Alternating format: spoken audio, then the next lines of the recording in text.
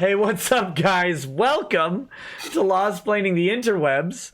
I'm your host, Nick Rekieta of Rekieta Law, a small law firm in central Minnesota. And with me today are technical difficulties, are just general disdain for the planet. Everything today has been going. It's actually not bad. Not bad at all, but I am the maddest person I have ever met today. Unreasonably so. But with me today is possibly number 2 in that category, and that is Mr. Ty Beard. How are you, sir? I'm doing great. If I was doing any better, I'd be you. Come on now. Come on now. Sorry about that. No, that's fine. That's fine. Man, like I said, I'm actually, my day is fine. But I am unrealistically angry at the smallest things. Like oh my gosh. I couldn't get, no, we're not even going to get into that.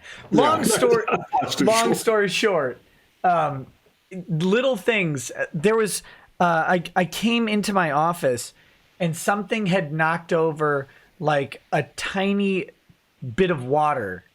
Like, you know, like a little puddle like this. On the carpet, which who cares? But I stepped in it and I burned my house to the ground and built a new one. I was like, it's done. I'm finished with it. Were you wearing socks when you did that? Because that's when I just, when I go into the lower stratosphere. No, I was not wearing socks. Thank goodness. That's why I still have legs. Yeah, because then everything would have had to have been destroyed. I'm actually lucky to be on the show. As you know, I got a stay of contract earlier today, so I was able to make the show. Yeah, you almost had to cancel on me, which is fine. By the way, I'm going to ambush you and do something I have never done on the show live. Oh, no. I'm going to promote the GoFundMe. Oh, my goodness. But it's not what you think. Okay. So stay tuned. I trust you, Nick. Stay tuned. He said confidently. So I want to talk about, there's a bunch of stuff to talk about. There always is. There always is. It's been an interesting week since I've been on the show. Right. So the topics I have set out are Twits, Tweets, and TCPA, because alliteration is how you should determine all of your topics for any show. So. Yeah. It certainly shows a certain degree of intelligence. No, don't do that. Don't say that. Because, okay. But anyway, yeah. So that's what's on the menu. But I think I'd like to do it kind of in reverse order, because that makes some sense.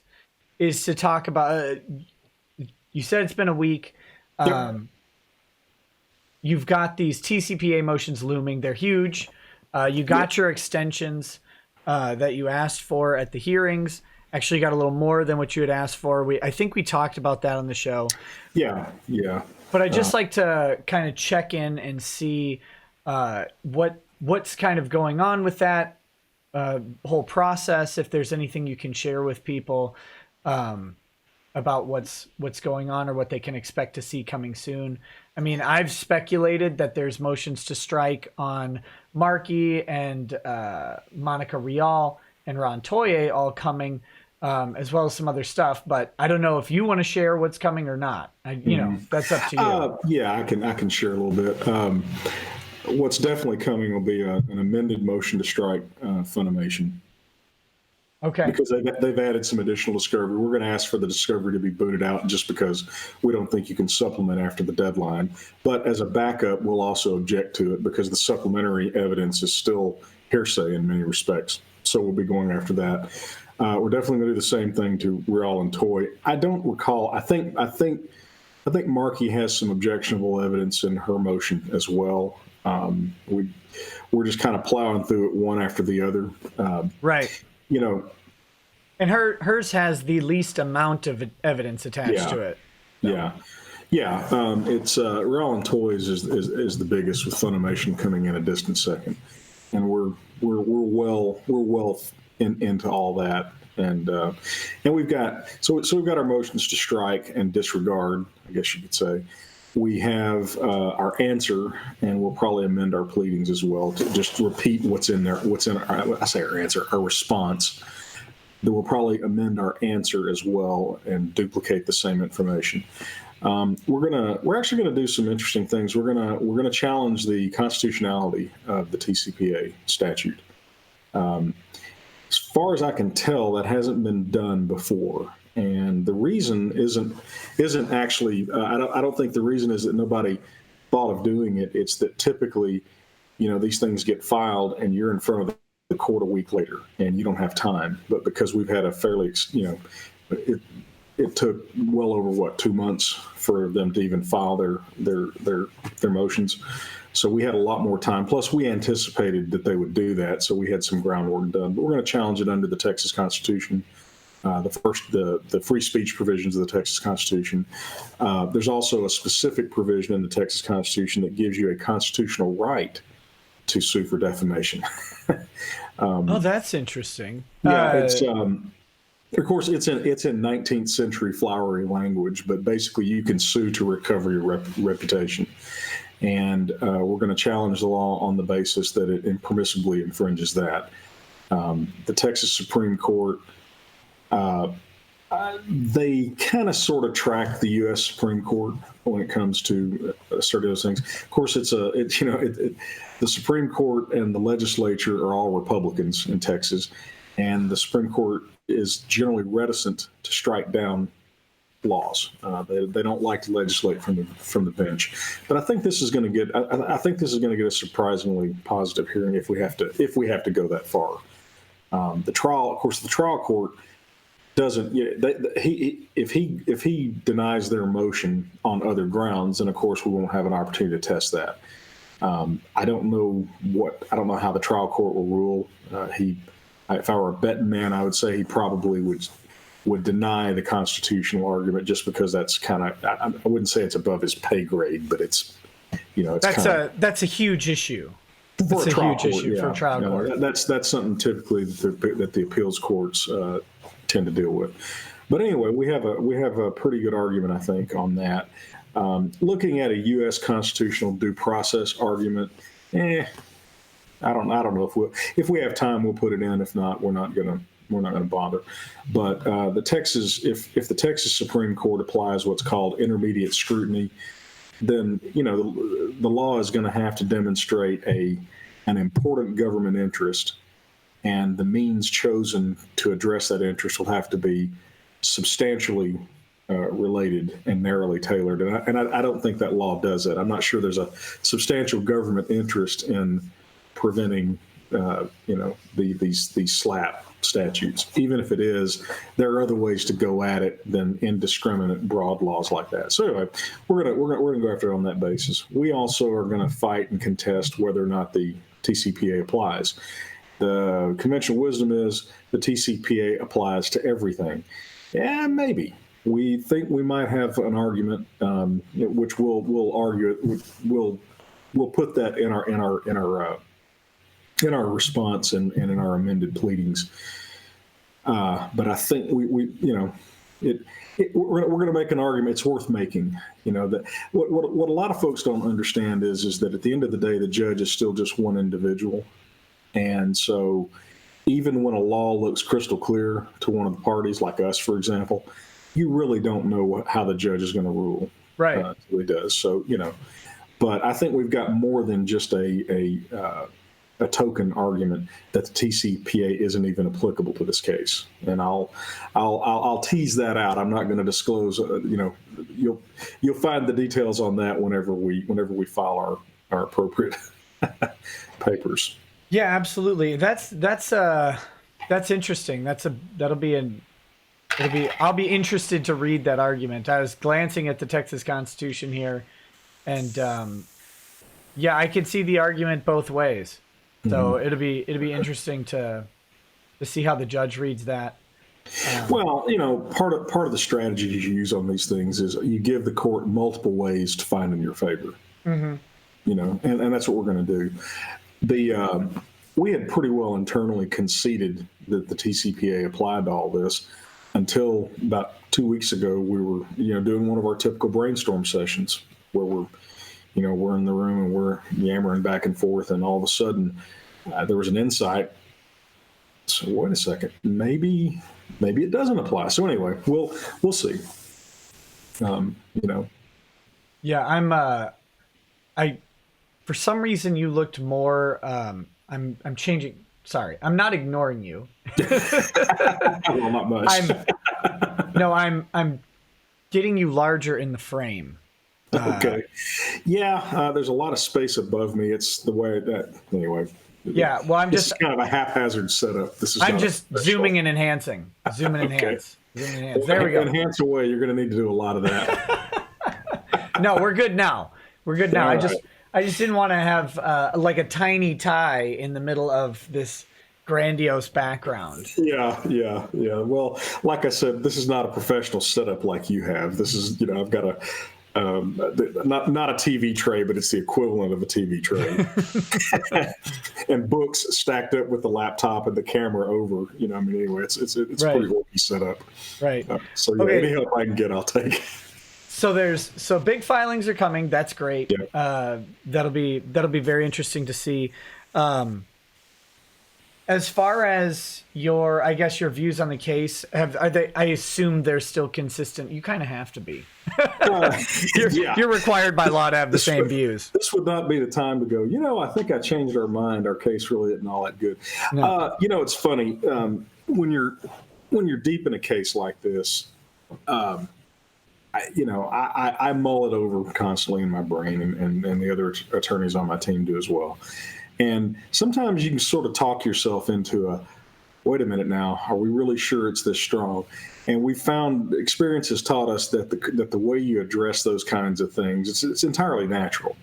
But the way you address them is we have intensive sessions, Jim, Carey, and I, and Lacey, and we'll meet all day long just on this case.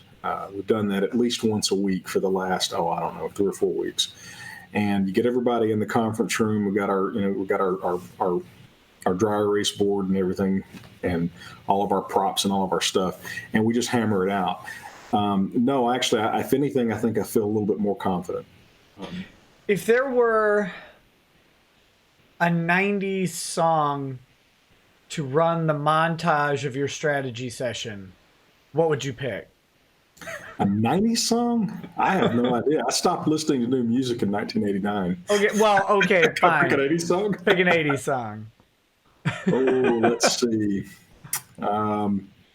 Well, heavy metal, of course. Don Felder's song from the movie Heavy Metal is always a favorite. Oh man, I was listening to I was listening to this podcast today. I've been talking about it more just because they're in the 4th season, and so there's an episode coming every week after like several months of.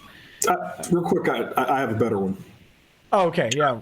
Yeah, AC/DC, Big Balls. There you go. Okay. Yeah. Sorry. Go ahead. So I've been Revisionist History is a podcast. I just flip and love it. It's Malcolm Gladwell, and he was talking about Pat Boone's metal album. Oh yeah, I remember about 20 years ago or something. Pat Boone came out with a heavy metal album, and then like went on talk shows and stuff wearing leather and spikes, and it's called Metal Moods, and he's got like the crooning voice on, he's like singing Smoke on the Water and stuff like that. I never listened to it. Well, he was playing they're playing clips of it during the show. It's probably not bad. It's got like the big band background, and then like he's like crooning out some metal. And it was really weird, but it's well done. Yeah. But it was interesting just because he used that as a discussion about cultural appropriation, because here's Pat Boone, appropriating metal, but he was drawing distinctions between what is an appropriation of culture and what is an expansion of culture through appropriation, and he was giving Pat Boone a big pass on it. Whereas with Elvis, he was not so forgiving. But the interesting thing is Elvis is. I think that whole appropriation stuff is a bunch of bullshit. So, Well, you know, his argument was interesting, but here's what he was actually doing. He was crafting an argument for Pat Boone to be in the Rock and Roll Hall of Fame, which he is not.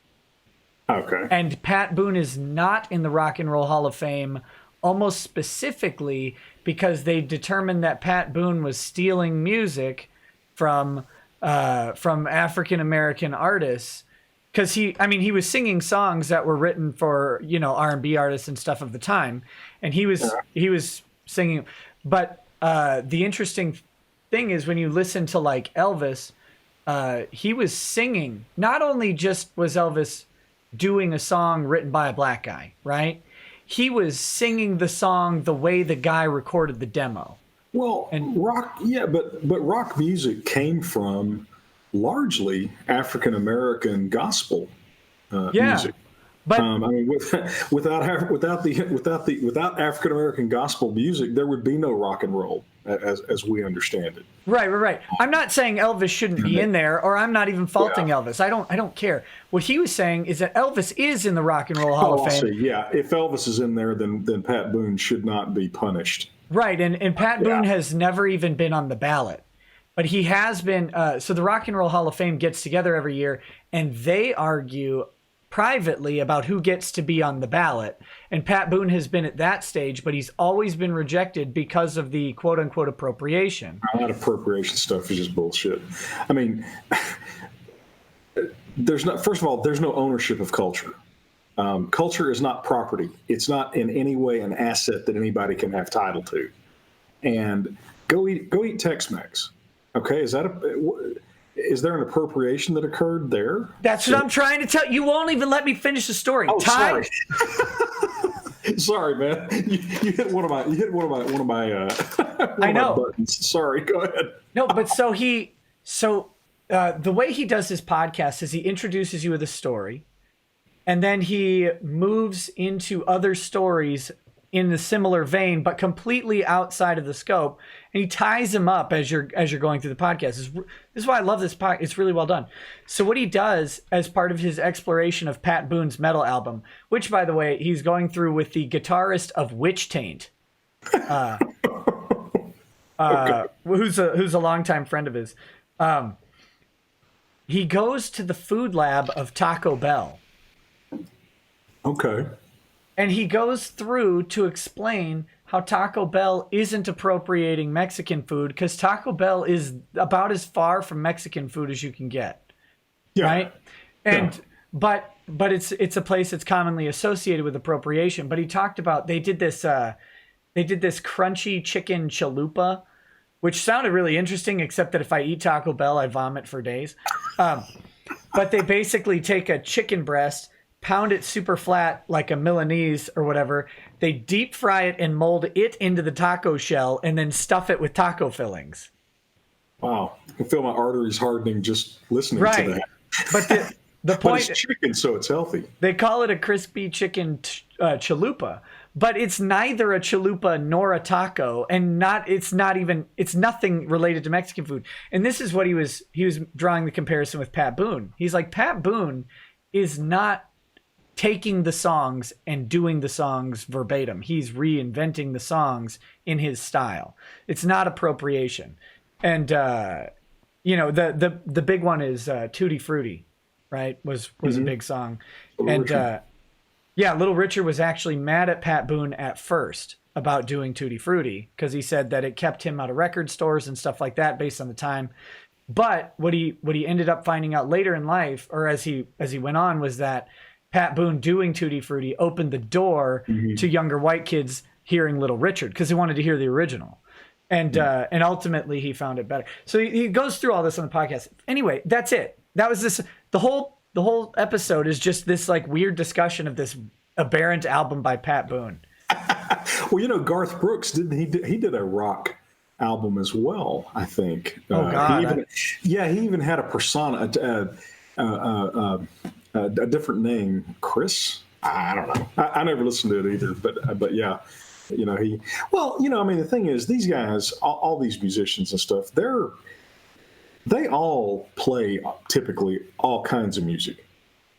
You know, I'm sure Garth Brooks in his at one time or another has jammed out to hard rock, just like Pat Boone has. You know, even though they're in a certain niche, and you know, but I remember turning on the TV. I think I might have been in law school. I can't remember, but it was about 20 some odd years ago. I remember turning the TV on, and there's a talk show on, and there's Pat Boone wearing, I think, shades and leather, everything with spikes and shit. I'm going, okay, I'm changing that. I don't even want to see that. It's called Chris Gaines is the Garth Brooks rock album. Yes, okay, yeah. I'm sure it's probably pretty good. I mean, Garth, that was it. I believe Garth was kind of riding high at that time, and it was greeted with sort of the same kind of yeah that Pat Boone's was. I can remember being a kid. It would have been 78, so I'd have been 12 or 13 years old. And the Charlie Daniels band, The Devil Went Down to Georgia, there were stations that wouldn't play it, not because the original said son of a bitch. That was one reason. But they wouldn't play it because they felt that the rock part of it was not appropriate for country. And Hank Williams Jr.'s version of Kalijah, a couple of years later, also was boycotted by a lot of country stations. And there's a little bit more to that story because they were pissed off at Hank Williams Jr. for not just completely imitating his father.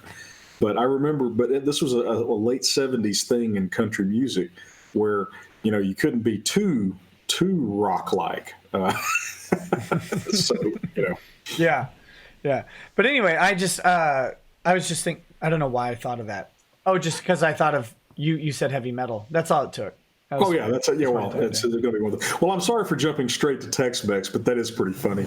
Yeah, but man, I love me some Tex-Mex. Mm. I was frustrated at Matsuri because I was downtown Houston for 3 days, and I did not get a chance to go to Ninfa's, the original Ninfa's downtown. All they make is skirt steak. Like, that's it. It's just, I watched, I haven't been there in. I don't know, though, those delicious and yet nutritious food trucks that we had that one night. Yeah. Those were good at the time. They were a little rough later for me. Yeah. That was. I think I had pork belly fried rice or something. That was maybe a bad choice. I didn't have the courage that I didn't have your guts, so I just went with a burger. But yours was pretty frightening. But anyway, so there's a lot to kind of talk about. So you guys you had your strategy session. It reinforced and you actually think you're a little more confident about the case right now, which I agree, which is interesting, because it is I keep having to temper myself because it is, this is a tough area of law for plaintiffs. The TCPA is such a strong law. It's and one of your arguments is that it's overly strong. Sure. With the constitutional argument that it infringes on the rights of the plaintiff. I agree that in general, I think it does. I think it, and that's why Minnesota struck down ours, is because it required the judge to determine facts outside of all of the protections you get when determining facts. Right. Yeah. You're in a sense, you're having to have a trial without the benefit of discovery, and with punitive consequences if you can't get there. But that said, and I want to be clear, we're not counting on the constitutional argument. Right. It'd just be kind of fun to get all the way to Texas Supreme Court and get to argue that. Well, we've actually got a case right now that, crossing my fingers, I'm hoping the court will grant cert on. We've passed the first hurdle. That deadline for the opposing party should be coming up soon, right? Yeah. We gave them we agreed to an extension, but we feel like they ought to hear it, but you never know. When do you stop agreeing to extensions? Not in the Vic case, but for example, in the Meyer versus Wade case, which is another Texas case, TCPA and defamation, or no, TCPA has not been filed yet, but it's defamation. I say it's a Texas case. It's in the It's in the Western District of Texas federal court, but it's under Texas law. But they've got they're still in jurisdictional arguments after 11 months. And I keep seeing extensions being granted for the other side, and they're clearly delaying with frivolous jurisdiction practice. Yeah. Yeah, I mean, as I think I've said to you before, my general approach has always been to be gracious to my opponents until they give me a reason not to be. Right. But you see it happen sometimes where the lawyers on both sides think they might be able to work out a settlement, and so things get continued to clear the decks and let them do that, and that goes that way. I'm trying to think of the last time I said no. I said no in a case a couple of years ago because the other side were just acting like complete asshats, and we finally refused them on a point. Right. It went down and had a hearing, and the court granted it anyway. So, you know what the real interesting thing about Meyer versus Wade is that both parties in that case have a GoFundMe, and that Mark Wade's attorney, Mark Zaid, super lawyer Mark Zaid, actively has promoted the GoFundMe. Yeah. Which, according to some very smart people, is the least ethical thing possible. And, because of that, I think Mark Zaid should be disbarred. I think that's the only thing we have here. I don't, we're prohibited. I mean, it's an interesting question. We're prohibited from soliciting business, but even that's not a blanket thing. I mean, I can pick up the phone and call a total stranger and say, hey, I'm a lawyer and I practice in these areas, and I'd like to come by and talk to you about what I do and see if we can do business. That's perfectly permissible. I can't have a third party do that. And I can't call them if I happen to know they have a specific legal matter that I'm trying to get them to hire me on. So if I read that they've been in a car wreck, I can't, I'm not allowed to pick up the phone and call them and say, hey, can I represent you in your car wreck? Right. I'm trying to, off the top of my head, I can't think of any outright ethical prohibitions against of course encouraging people to pay legal fees for somebody. I mean, of course not. I just find it funny. Although, correct me if I'm wrong, haven't some of the lawyers bitching about this, haven't they set up their own GoFundMes on cases? Well, I mean, we don't want to get in. Okay. Come on, we don't.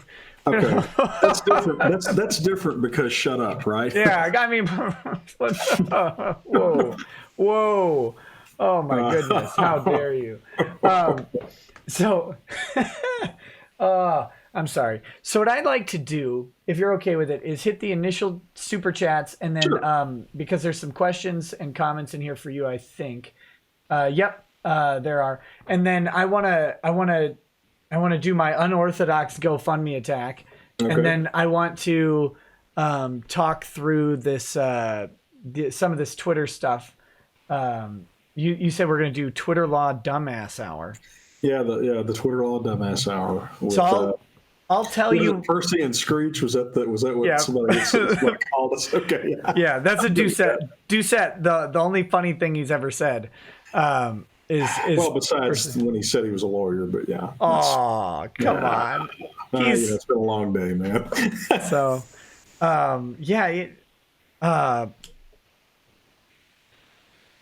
sorry. I thought of something and I held it back. There you go. There are Army reasons. Strong, Nick. Army strong. There are reasons. Hold on. I have to make a note to myself. Yeah, next time you're in town, you got to get one of these nice Beard and Harris pens. We have good bling. I don't know. If I get a pen from you, then that might be some sort of enough to make you somehow tied in with us. Yeah, but if you were then tied in with us, they wouldn't be able to depose you because you're counsel. Some idiot flipped out that you sent a super chat. He's like, so is the super chat before or after you referred Vic to him? It was a whole It's a whole $1.99, and it was free. It was from YouTube. That's it. The conspiracy and lies are exposed.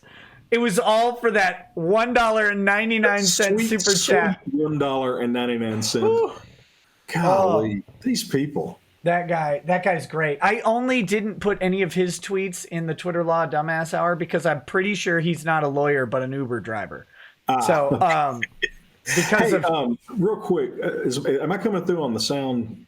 Okay. Oh yeah, I hear you great, and the level looks great. So no one's complaining that I can see.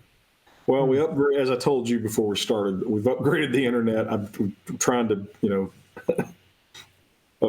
see those issues. Although I don't know, man, if I have another day like today, I might become an Uber driver. No, that's not true. It was just a long day. I was up at like 1 o'clock this morning, and because we had to get something done. It was a merger and acquisition deal that heated up all of a sudden, and and those kinds of things you have to pretty much you got to deliver when you have to deliver, and if that means you go without sleep, then you go without sleep. You go without sleep, yeah. Well, I work for business owners, first generation business owners. They don't want to hear about, well, this is before business hours. They're completely not interested in that. Right.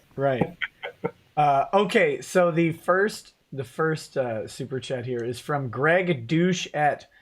It says, "Sue me, Beard Senpai, but it's not like I want you to. Baka." That's a hentai joke, I believe, so we're not going to get into that. Wadsworth. No money in it. No money in it, so no.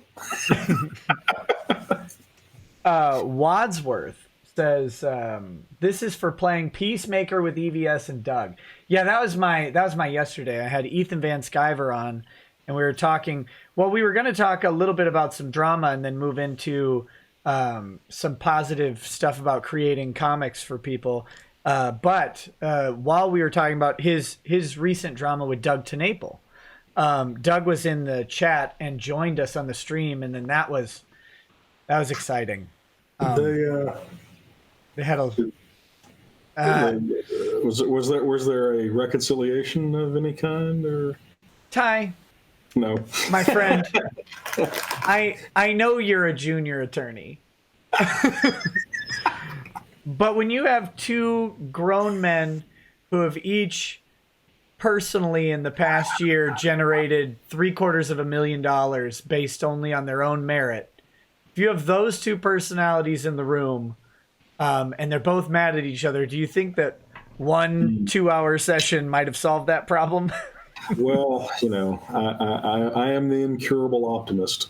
Well, they both seem like really good guys, and it's always a shame that when that happens. But the thing that I saw last night, human condition. what I saw last night, and I'm sure you can empathize with this. I saw two guys who were really mad at each other for some misunderstandings, where both of them felt attacked by the other, and. But they both agree in principle on so many things that I think it's just a matter of time that's needed. But look, you can't be really successful without having a big ego, in my experience. Sure. You just can't. And having the big ego comes with advantages, and it comes with certain disadvantages. Pride is an issue. Is pride a sin?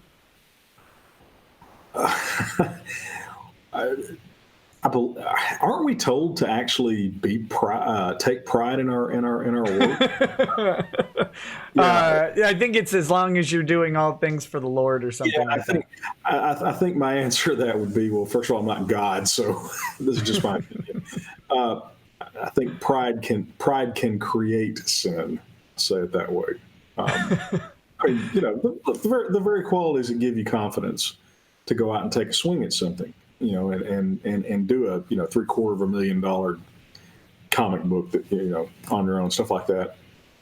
That same quality can also make you a little bit testy, and a little bit sensitive. And I mean, and no criticism to either of those guys. I mean, I don't mean that in any way. No. It was it's an interesting function of I guess YouTube is the these guys were having the spat in public. It's been kind of just smoldering the past couple days, and then they got to hash it out, but they did it. When your spat's in public and then you do it in front of a live audience, it's a weird thing. But I think it was good, in all honesty. And I know that some people think that, oh, here's how I know it was good. I see a roughly same amount of people saying Ethan is trash and Doug is trash. So if there's an equal amount of hate going around for the actions of, that would imply that they're they're people seem pretty split on it, and there's good reason to be split on it. There really is. I think both guys made some missteps, and they're both great guys. So I feel this will blow over. They'll figure it out. I mean, at some point, one or both of them will say, let's just move past this. I mean, sometimes just letting the other person off the hook for old time's sake, if nothing else. Yeah. Can solve it. But anyway. Well, that was sorry for being painfully naive about these things. No, it's good. An epic peacemaker or something. This is just it was just my favorite mediation. Yeah. Arctic Pride says, couldn't stay to see all of last night's stream, but thought you deserved this for handling it like a champ. Discovered you covering Vic's case, and during a rough patch I was in, your content is entertaining as it is educational. Thanks for giving me something to look forward to. As I look for a new job, moved across country for it. Hello from Corpus Christi. Oh, hey, buddy. Hey. Good luck with that heat. And as I continue to study so I can practice my craft for the new employer in 8 states. Awesome, man. Good luck with all of that. Congratulations. I hope that there are worse places to live than Corpus Christi. There are. There are not many hotter places to live than Corpus Christi. No, it gets a little. It do get a little warm, but for the Gulf Coast, it's actually pretty nice. Right. Jusu Chen Panjurinao Nanu. Good God, I am so sorry that whatever that pronunciation was is not correct. But sound it out. Out your words. I did. First super chat. Thoughts on Senate Dems threatening SCOTUS due to hearing New York Rifle and Pistol Association versus New York City. Yeah. It's not the first time that the Democrats have threatened to pad the court and restructure the court. Right. The audience may not know this, but in the 30s, when FDR came into office and started implementing the New Deal, the U.S. Supreme Court dismantled a large chunk of it initially. Based on the entirely reasonable theory that the Constitution gives you the right to contract with whoever you want to on whatever terms you want to. It's called economic due process. And Roosevelt came up with his court packing scheme, and then I believe it was a minimum wage law came down, and the court suddenly changed course and decided that economic due process wasn't a thing, and they called it the switch in time that saved 9. I have to admit I have a certain amount of concern about this Supreme Court doing the same thing. I think Thomas, Gorsuch, Alito, and I think Kavanaugh are all solid. Of course, the liberals on the court are gonna fall the way they fall. Roberts is a waffle these days, man. And he has if you're a conservative, he has a distressing tendency to waffle at precisely the wrong time. Now, all that said, if I were a liberal on that court and somebody started threatening the court just because they weren't getting their way, that would piss me off beyond my political views. Right. And there is precedent.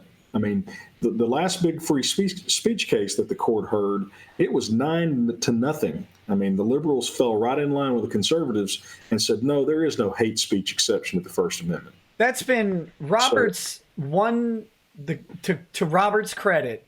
He has been ridiculously strong on speech. His court, I should say, the Roberts court has been very strong on First Amendment protections. Well, the liberals on the court, and I'm not using that word derogatorily, I think they would all agree. The liberals on the court are previous generation liberals who came of age when free speech benefited the countercultural movement. Right. Yeah. You know, so they remember when it was the conservatives trying to shut down free speech, and they've never forgotten that. And to their credit, they, you know, so I don't know. It's an asinine thing for the Senate to do. Number one, to pack the court, you're going to need a strong majority in the Senate, assuming you're not just going to get rid of the filibuster. And please, please, please, please, God, please get rid of the filibuster. Because, well, here's the thing: if you get rid of the Senate filibuster, then dismantling the government becomes several orders of magnitude easier. Right. That's been one of the either, I don't know if it's anticipated or unanticipated consequences, but the filibuster makes it nearly impossible to roll government programs back. Right. Sorry, it says someone said Ginsburg died 6 months ago. Larry King has been filling in for her since then. Oh gosh. Yeah. You know, that's an interesting thing. Clinton appointed her, and he appointed Breyer as well. One thing the Republicans did do a better job of was appointing younger justices. I thought you were going to say women justices, because Breyer and Ginsburg are two terrible women justices, and Sandra Day O'Connor was a good one. Yeah, well, since I might be in federal court at some point, it probably shouldn't. You can't comment. That's fine. Commenting too much. You know, it's an interesting thing, right? We're not supposed, practicing lawyers, we're not supposed to bring, disfavor. We're not supposed to be insulting to the courts as a general rule. But of course, we also don't give up our First Amendment rights to comment.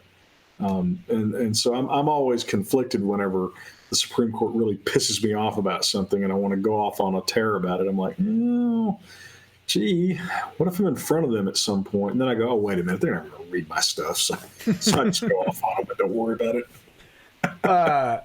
Okay, sorry. We got. Are you familiar with that case, the New York Rifle and Pistol Association versus New York City? Yeah, a little bit. That's where you can't drive a gun anywhere in or out of New York City except to a gun range. Right. Which means if you have a second house somewhere outside the city, or if you're going to visit family, you cannot transport your gun. Yeah, you can't transport your gun is what it amounts to. Right. And of course, how do you prove? I would imagine, don't know this, but my guess is the burden of proof is on you to prove you were driving to the gun range. How the hell do you prove that? Right. No. What the Senate is pissed off about is, the city changed the law. We got to the Supreme Court, and the Supreme Court said, yeah, they granted cert, and the city said, okay, we'll just change the law. And the court went, no, we're going to go ahead and hear it. Good. Yeah, and that's what the Senate, that's what that pissy letter from the Senate Democrats was really concerned with. They were saying, well, because the law has been changed, there's nothing to hear. Yeah, bullshit. Yeah, that's not a moot issue, because any other city could pass a similar law and they'd be back in court. Well settled in Supreme Court jurisprudence that changing the law, 5 minutes before the appellate hearing starts doesn't get you off the hook. Otherwise, what would happen is you'd see that all the time. The government would pass highly restrictive laws, and then right at the 5 minutes before they're about to lose, they change the law. And it's an asinine argument. It was very unwise of the Senate Democrats to do that. I don't know.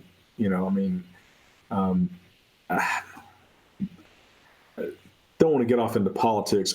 If I were a Democratic Party strategist, I would question a lot of the tactics I've been seeing the Democrats do lately. But we'll see. If they defeat Trump and take the House and the Senate back, well, then it will have worked. Yeah, it's it'll be interesting to see, because the court has been reticent to take Second Amendment cases for a couple years, to the point where Thomas even said the Second Amendment is a what do you call it? He called it like a stepchild amendment in this court. Thomas has gotten, he doesn't say much, but lately what he's been saying, I've been really jiving with, talking about revisiting New York Times versus Sullivan, saying that the public figure doctrine needs a relook, which I think is true. Absolutely. Well, yeah, I mean, a lot of things need a relook because of social media and the internet. Oddly enough, I will be heading up an initiative as soon as I figure out how and get past some things in this case to get the State Bar of Texas to change, to change the laws regarding attorney grievances. In the day and age of the internet and Twitter and other social media, you simply should not even listen to anything, any complaint made by third parties who have no interest in a case. Right. Unless, I mean, maybe there'd be an exception for like it would have to be a really well-founded complaint, but I don't. Yeah, I'm going to strongly argue that no. Yeah. If you saying that and then trying to think of what that exception would be, and I think that's the court would have to find it. Social justice bullshit we have to put up with because we let people who have no actual interest or standing in a matter bitch and scream and caterwaul about it. Well, the ethics department here in Minnesota has had to deal with 7 completely meritless complaints from people I have never met in my life. Yeah, well, and I'm confident that the State Bar of Texas is going to boot this one as well. But I mean, if you think about it, though, letting people with no standing get offended about something is a big reason why we have the Mignogna case. It's a big reason why these social justice idiots have screwed up a lot of things. That thing with Drexel and you, for example. When you dressed up as Drexel, doxed. No, yeah. I'm just kidding. Go ahead. but I mean, the point is, if Drexel wasn't offended, then everyone else needs to shut the bleep up, right? Because it ain't about them. Well, and that's actually what I said about. I don't know if this is controversial or not, but Trump's comment to what's his face about grabbing women by their lady parts. Yeah. There's a big hubbub about it. But I had a minor, not an argument, just a disagreement, a very polite back and forth with someone very close to me about that. And no, it was not Lady Rackets, but about that because the question was, should Trump apologize for that? And I said, well, no, because and it was like, well, what about all the women who are offended by it? And I said, well, they wouldn't have ever. Yeah, I wasn't talking to them, and they would have never heard the comment except for the news media making it. They weren't the intended audience. The only person he might have to apologize is Billy, whatever his face is, the guy he was talking to, or anybody in earshot, maybe. But I mean, here's the thing: would people have been offended if he had said that they would? If he had said they will, because he wasn't. Again, because it was a political season, of course, it got distorted way out of hand. Everybody that's got a strong opinion about this really ought to listen to the recording. I had the misfortune of listening to the recording with the night it happened, the night it got released, because I got a friend in New York City who sent it to me with a big ha ha ha ha ha, your guy's gonna lose now, and I listened to it and I emailed him back and I said I don't see what the problem is. He was making a statement of fact. He used a vulgar term. Yeah. But he was in a locker room type situation with another male. And I reminded my friend in New York City that I had heard him use that exact word multiple times. Of course. Of course. It is in the locker room. It is a common word. Now, if they want to say Trump should apologize for cussing, okay, that's fine. But I don't really want to hear that from the Democrats, given the number of F-bombs they drop every time you turn around. Right. I mean, at the end of the day, this whole apologizing for innocuous statements is asinine. And of course, as people are finding out the hard way, you never apologize to social justice warriors. Never, ever, ever. Because they're not interested in your apologies. They want to destroy you. Yeah, they don't want it. They don't want it. They never wanted it. It's never enough. And any of your friends that encourage you to do that is encouraging you literally to give the other side exactly what they want. So you should probably reconsider whether or not they're really a very good friend. It's amazing when people will sit and they will tell you all sorts of horrid things about you and then expect you to take their advice. Yeah, yeah. Or they'll give you advice or every time they give you advice, it's disastrous. And then they get pissy when you go, I don't think I'm going to follow your advice this time. Right. How dare you? Well, you only were in jail 4 days last time. Okay. So following up on that super chat, yeah, we are in a bad mood tonight, Nick. You have not. We're sitting around just acting like our grandfathers. I know it's damn kids. It's a little embarrassing, but yeah. Here's how mad I was. My kids got Easy Mac for dinner tonight. And no more wire coat hangers. Yeah. Not quite the same thing, but No, it was. But I was like, God, I can't. My daughters both have heard. They could say this perfectly, just like in the song. If you don't eat your meat, you can't have any pudding. How can you have any pudding if you don't eat your meat? Right. Because that used to be the running gag in our house when I would get mad at them. I'd say, or no more wire coat hangers. Yeah. Anyway. Man, Mommy Dearest. Greatest PG movie. Also, author Larry Correa for Second Amendment Stream. FMR firearms instructor, or former firearms instructor and accountant. Great guy. Keep up the good work. Yeah, I'll talk to him. Oh, hey, Okay. Well, I think he's one of my Facebook guys. Larry Correa? I think so, yeah. Oh, could be. I tweeted to Harmeet Dillon, the lady representing James Damore in the lawsuit against Google. Well, former. Yeah. I tweeted her that she should come on the show, and she liked it. So I'm going to follow up with her and see if I can get her. I'd love to visit. I'd love to talk to her. I wish I had the bandwidth and the time, because I'd volunteer on that case. Yeah, it's a fascinating one. She's got some other high profile case too. Going on. Deleted says latent gayer than AIDS. Wow. Talon Seer says, Ty, given Exhibit A their facial appearance and Exhibit B, hey you guys, answer the following. Who pulled it off better, Jay Sean Lemoyne or Sloth from the Goonies? Oh, Sloth from the Goonies. Okay, good. Yeah. Intimidator0108 says, hey Nick and Ty, how's it going tonight? Streaming work on the Ty decal design that I've neglected for a couple days. I'm second guessing myself a lot, but I'm making progress. Really looking forward to showing it on the 1995 ZR1. So he's been designing a Corvette in the game Forza Horizon 4, either Forza Horizons or something. It's a Xbox. Well, no, I don't think it's. Is it Xbox exclusive? I don't know. It's a video game. Anyway. Ryan Mercado says, did you guys hear about that lawsplaining panel that Shane is hosting? Also, both of you are late and gay. Unbelievable. Back to the Federal Correctional Facility.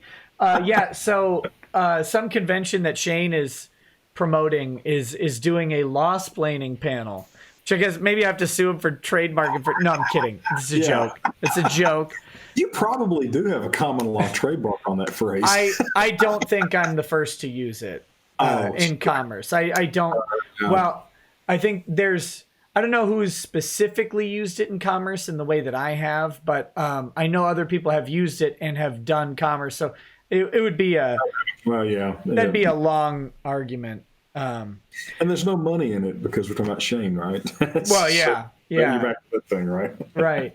But yeah, so he's going to have a panel with real lawyers to explain the law, which, aside from the obvious lunacy of it being from Shane, great, good. I think it's interesting to bring lawyers to these types of communities. Please get video so that we can, critique.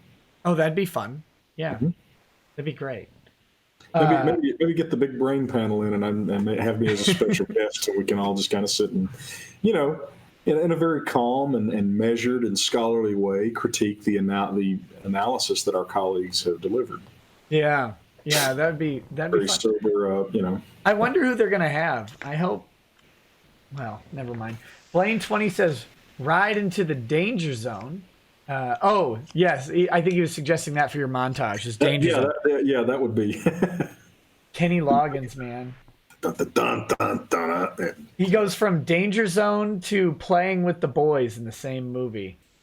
That's just Yeah. that's good. Did you ever see? Did you ever see the cut? Somebody did a recut of Top Gun, the volleyball scenes and stuff, Yeah. and made it way too creepy for a straight guy to watch. I was like going, oh no. Every time I hear the word inverted when I'm out in the wild, I look over at Lady Raggets and I go, "We were inverted," like that. She just frowns. I don't know. Rolls her eyes and goes, yeah, sure, honey. HA Prime says, "I hope you guys win. After everything settles, there should be a documentary. How about this for a title? Lemoyne Snicket and a series of unfortunate defenses." Tell Ty to As long as Sam Elliott plays me, I'm good. Tell Ty to keep kicking butt. Blaine 20. According to Law Twits, Ty had Vic read and sign the transcript despite having a problem therein, and now the court will never know the truth. Ty has lost the case. Again? The specific instance they're talking about is in regards to the Markey hair pulling from question lines from Sam Johnson, where, well, actually, I don't know if Sam asked the question the first time, but whoever asked the question first asked about the hair pulling, and Vic answers prior to the question being finished, and that's not denoted in the transcript. Which happens all the time. Right. I think it's that would be great. I actually hope the defense tries to argue that the transcript says this and they deliberately misrepresent what happens, because if only there were a video clip where you could show. Yeah. If only. Yeah. Once again, we have amateurs, obviously, who apparently don't actually practice law. You know, depositions have inconsistencies all the time. People forget things. They get mixed up. They get rattled. They get, and so for you to scream perjury, and I assume that's what they're trying to rattle on about. Oh no, this one's not perjury. This would be them saying he admitted to the hair pulling, because what happened is. Oh no, he did not. He flat said there was nothing violent. He took issue. I think it was Lemoyne actually. Yeah. This is Lemoyne asking the question. And so when Lemoyne asks the question, Vic answers yes. He says yes to whatever Lemoyne was saying before Lemoyne finishes the statement, which includes pulling the hair. And of course, like the next question, Vic says, "I disagree with your characterization of it as pulling." Yeah. And they're really fixated on these two lines of the transcript, ignoring the rest of it. And then, of course, ignoring the fact that there would be video. Well, that's because they're idiots. Let's just call it like it is. Do these people have any idea how ridiculous they look to normal people? I mean, no. They obviously have no clients, because nobody in their right mind would be that stupid on Twitter if they had actual clients they were trying to impress. That kind of crap is like first-year law student garbage. I mean, that's insulting to first-year law students. It doesn't matter, guys. You don't get to do that. You don't get to slice out just the part of the deposition that you want. We have an adversarial system. You think the other side isn't going to go, "Well, Your Honor, let's just watch here's the video." Not that that's relevant in any way, form, or fashion to the outcome of the case. Right. But it's insane to think. And again, the thing I keep going back to is, if these are all the brilliant moves of the Twitter lawyers, why aren't the paid attorneys in the case following suit? And it's because they don't agree with these brilliant moves. Because the paid attorneys are actual attorneys, not Twitter idiots. Right. It would be nuts to intentionally misrepresent a segment of deposition that was videoed based on a transcript that might have a scrivener's error or something in it. Well, why would and look, I mean, there are different philosophies on this kind of thing. There are attorneys. They tend to be old school, older litigators and stuff, who'll just argue everything under the sun. I happen to have the opinion that I don't like to give my opponent easy victories, and so And I also have a hard time saying stupid arguments with a straight face. you know, so I'm just not going to float some easily addressable argument like that. I mean, I would just assume that my opponent would be at least as capable as I am and go, "Excuse me, Your Honor, but Mr. Beer's lying about that." Yeah, it's almost like there's someone else there. Yeah.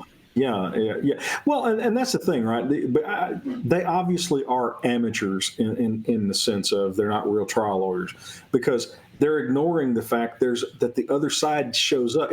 It'd be like saying, our football team's going to win because we're going to run this play right here without any consideration whatsoever to what the other team might do. Right. I mean, it's like, well, what fantasy world do you live in? Well, I have comments on it, but I'll save those. Sexy bearded Viking wizard, the BA Aussie, says, correction, abhorrent is Tiny Tim's version of Highway to Hell. Thanks for the correction. Okay. Tism Train says, thanks for all you guys do. Defamation is a heinous crime. Tucker says, any word on Ty's ethics complaint? You have. I've sent my response. Yeah. And I've been in contact with them. They will probably be able to handle this before I file an anti-SLAPP motion, but I intend to file an anti-SLAPP motion if they don't. There you go. So, wouldn't that be ironic, actually, to win that one and to win that one and defeat the other? That would be kind of interesting. Blaine 20 says, Baka means crazy, foolish, dummy. It can be used to say, I sneaked up behind you and caught you unawares because you're a creature of lesser intelligence, thanks to an ancient webcomic. Oh, okay. Well, thank you. Well, I'm glad we got that cleared up. I'm going to say it's a hentai thing. Caden Culp says, hey, Nick, the other day you said something about you and Lady Rackets liking musicals. I would highly suggest looking up Sunday in the Park with George. By far my favorite musical as a musician myself. Keep up the good fight. Sounds good, buddy. I'll see if I can find it. Tofu Hazard says, hey, Ty. Uh-oh. Hey. I lost it. Yeah, are you aware of Illich Guardiola? Nick, could you maybe talk about how it could or does not affect the case later? Yeah, that's that came out this week. Right, it did. At this point, I think we'll be addressing that in our response. Yeah, there's because he was an employee, I think, of Funimation, and kind of curious as to why they would have, why they wouldn't have put those two facts together. So yeah, it's that's an interesting one. Oh, just so you know, something else happened this week. I found out, I guess the world kind of found out, Ron Toye has a private Facebook group, which is fine. Nothing wrong with that. But in it, he has discussed hiring PIs, I believe, to go after people like Tug and Yellow Flash. But more relevant and important and funny to me is that he is paying someone to transcribe all of my videos. Oh, my goodness. This is the closest I've ever been to doing another 24-hour stream. Assuming we get past the anti-SLAPP motions, I can demand that he turn that over in discovery, and then we'll have free transcripts. It's it all kind of just sort of works out. It's the biggest of brain moves, man. I have to refrain from commenting directly upon the other parties. So right. You don't have to, but I'll say that before the stream started, there was one dislike or downvote, and I will say, hi, transcriber, how are you? I'm sorry that I am part of your work as opposed to part of your pleasure, and I wish we were meeting under better circumstances. Transcriber, if you would, when you're transcribing me, would you please put in brackets James Earl Jones voice? Yeah, there you go. Would you please put in brackets James Earl Jones voice? James Earl Jones voice, yes. I like him best in Field of Dreams. When he pulls out the pesticide mister and starts go back to the 60s. Go back. Actually, there's a weird little karate movie, Best of the Best, from the late. Oh, don't you dare belittle Best of the Best by calling it a No, weird little karate movie. No. It's one of those effervescently bad movies. I mean, it's a great bad movie. But James Earl Jones is the coach in that. Yeah, I know. It's great. And he gives it, no. No. Yeah, They do it in the slow motion too. Tommy, no. I'd be the best no since, the prequels. But yeah, actually, so James Earl Jones was in Dr. Strangelove. He played one of the bomber crewmen. Yeah. And he had that voice even back then, Yeah. Oh, man. Yeah, you got Eric Roberts in Best of the Best as Sonny. Not as Sonny. Sonny? He was... No, Sonny was the other guy. I can't remember his name, but he ends up... he, busts his shoulder and has to get... Tommy Lee puts him in an arm bar to somehow adjust his shoulder, and I was like, that's... Okay, weird. Red Letter Media did a great, review of that.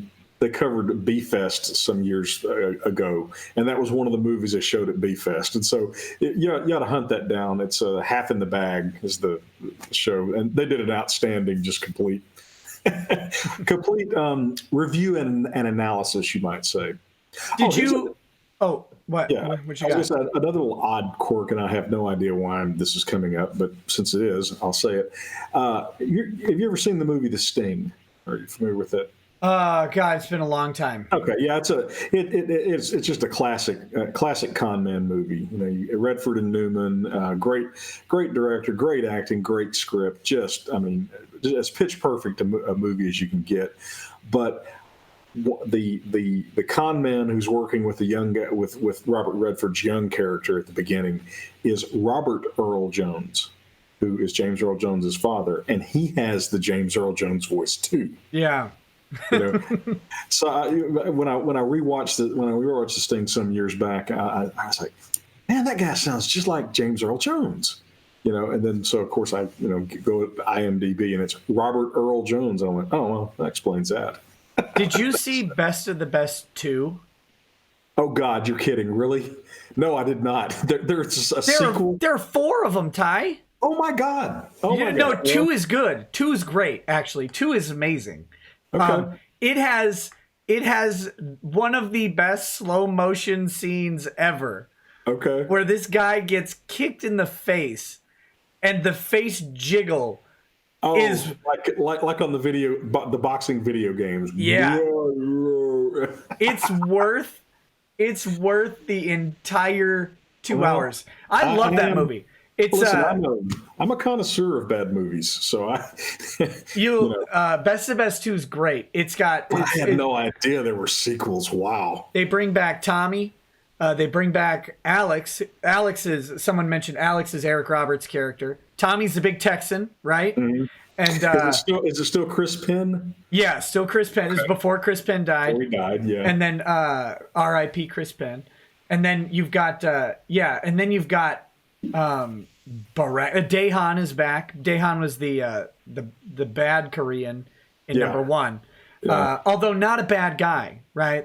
That's the spoiler alert. Daehan is not a bad guy. Felt bad. The Koreans weren't a bad guy in Best of the Best. They were actually just serious about their craft. That's all. Right, but they lay them out as this tough thing, and of course they set up the villain dynamic with Daehan and Tommy Lee, right? That's the whole point.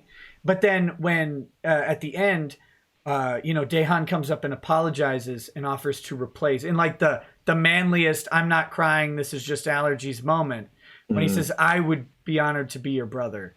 Nice, beautiful. Yeah. But Best of Best 2, Daehan comes through in spades. Fulfilling that promise. It's the Rocky and Apollo Creed. Oh yeah, it's great. It's great. You gotta watch Best of the Best 2. Okay. 3 and 3 and 4 are guilty pleasures. 2's good. Two's really good. We may add, we always like to put at least one good bad movie on our Christmas movie list. Every Christmas we go off to Oklahoma and hang out basically in a cabin, and we watch movies and just hang out. But we have our canon. I think I've talked about that on your show. Might add best. I don't think the girls have seen Best of the Best. So we might just make a Best of the Best marathon until we get tired of it. What about The Last Dragon? Oh my God, yes, we watched that actually 2 weeks ago. The ultimate fusion of breakdancing and martial arts. I love that movie. Although, as my daughter pointed out, Dad, it's the only fusion of breakdancing and martial arts. And I said, well, yes, but yeah, that's great.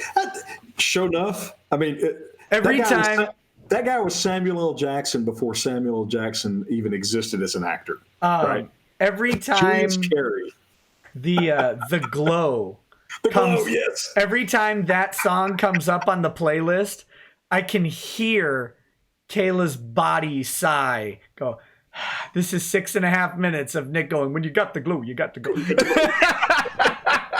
Sure enough. Oh God, I love that movie. The scene where you first meet Show Enough, and he goes over. So to the stream. Suffice to say that the lead character of that movie's name is Bruce Leroy. Okay. The stream knows. The stream knows. I'm watching the chat. Okay. They know this movie. I knew there were people of quality. But yeah, when he goes, Bruce Leroy, I've been hearing things about you, such as catching bullets with your teeth. And he goes, catching bullets with your teeth. Julius Carey played Lord Bowler on Briscoe County Jr. later on. But I had heard for years they were trying to do a remake of Last Dragon, and Samuel L. Jackson was going to play Sho'nuff. But I guess it got trapped in development hell. God, would love it. They could have Jussie Smollett play Bruce Leroy. You know what? I saw Ty Mack. Was that his name? The actor who played Bruce Leroy. I saw him a while back. He still looks like he could probably get out there. He was in great shape.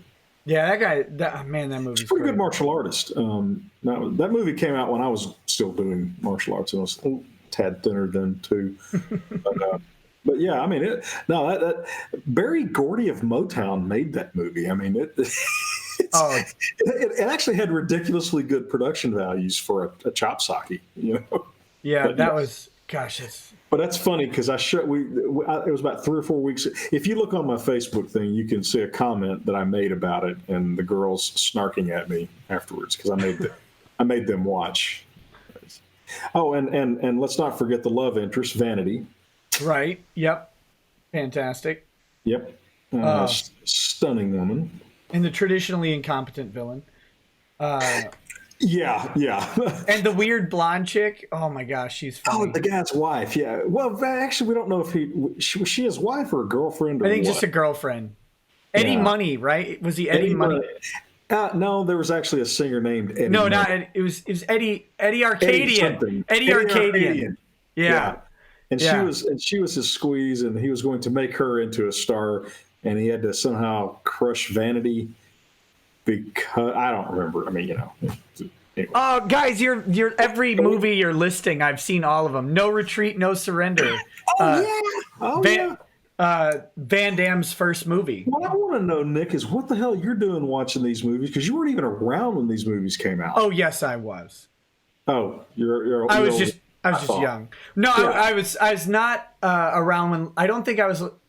Last Dragon, I would have been pretty young. Like 83 or 84. I was 81 for me. So, so you were a little kid. I was alive, but as soon as I found out No Retreat, No Surrender was Van Damme's first movie, I went and rented it immediately. I saw the Expendables. And I don't think I saw the first one, so I go to see the second one with your uncle, Paul. Yeah. And he likes to go to midnight showings of new movies, and so I'll get a call from him, say, "Hey, I go to midnight showing." And I'm going, "Well, I'm senior partner in my firm. I can do that if I want to." I've seen some awful bad movies. But anyway, we saw the Expendables, and I'm sitting there and I'm seeing all these 80s action guys, and I said, "Yeah, the only person missing is Jean-Claude Van Damme." And then, of course, Van Damme shows up about 5 minutes later as the villain. I was going, okay, that's glorious. Yeah, it was good. I liked Expendables 2 a lot. 1 was great. I don't think I saw the third one. I need to. I haven't seen the third one. I like the 2 just for Chuck Norris's appearance. Yeah. Yeah. One right. Okay, Chris Gonzalez. Let me do. There's one. This could go on for days if we don't stop. So yeah, there's a couple more, and then we'll jump into this Twitter stuff because that's what we promised. Yeah. Chris Gonzalez says, "Hey Nick, haven't been able to watch live in a while. Been super busy with harvest season, so I've been keeping up with replays during the day. Why are you hating on our fishing shirts? It's hot AF in West Texas. I wasn't hating on them. I love them. I got some fishing shirts. The ones with the air conditioning in the back. Well, and they wick the sweat away. Yeah. Right. Keep up the great work, Ty. Burn him to the ground. Nova Zero says, I disagree with Ty about apologizing. I believe a Steven Crowder apology is what suits the deal. DFW Knight says, Nick, why do you think there's been so much scrutiny on Epstein, but his associates Horshack, Barbino, Washington, and Notter haven't even been questioned? I have no idea. No idea. Now, are those actually his associates, or are those characters from Welcome Back, Kotter? I'm just curious. No idea. Yeah. What about that painting of Bill Clinton in the dress and heels?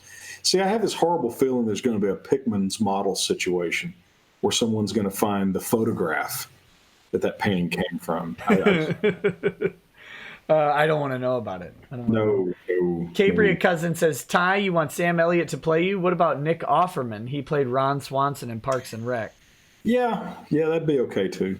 And of course, Elliott played the Pawnee, the Mirror Town version of Ron Swanson too in an episode, which was funny. Yep. Because he turned up to be a complete hippie. Dias Striker says Larry Correa got a 24-hour ban from Facebook by insulting the imaginary people of an imaginary country. Krasnovia, Pinelandian War, Google, another example why Facebook is super dumb for more. No, I remember that.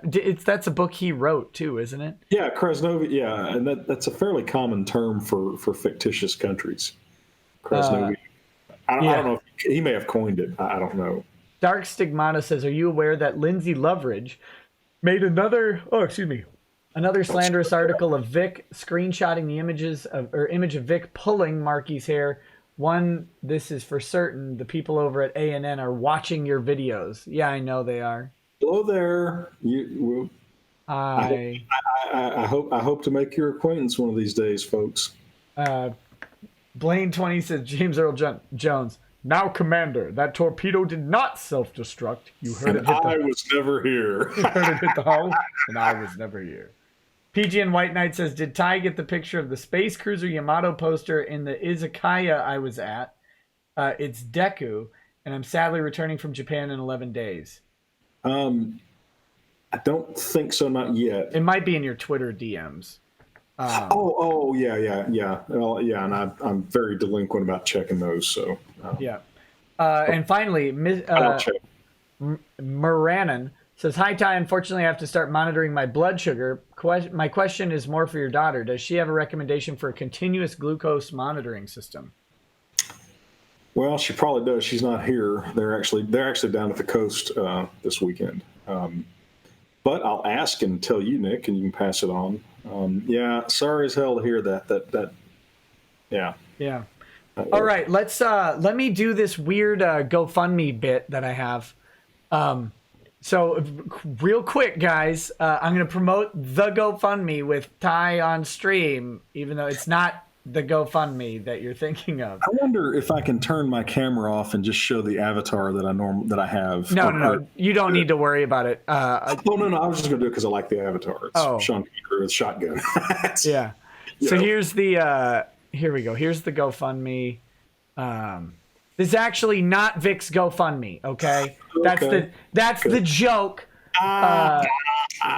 This is a personal friend of mine who I will be introducing to you guys on Sunday night. This is a teacher. I'm trying to get this thing. Oh, here we go. I'm trying to get this thing in stream.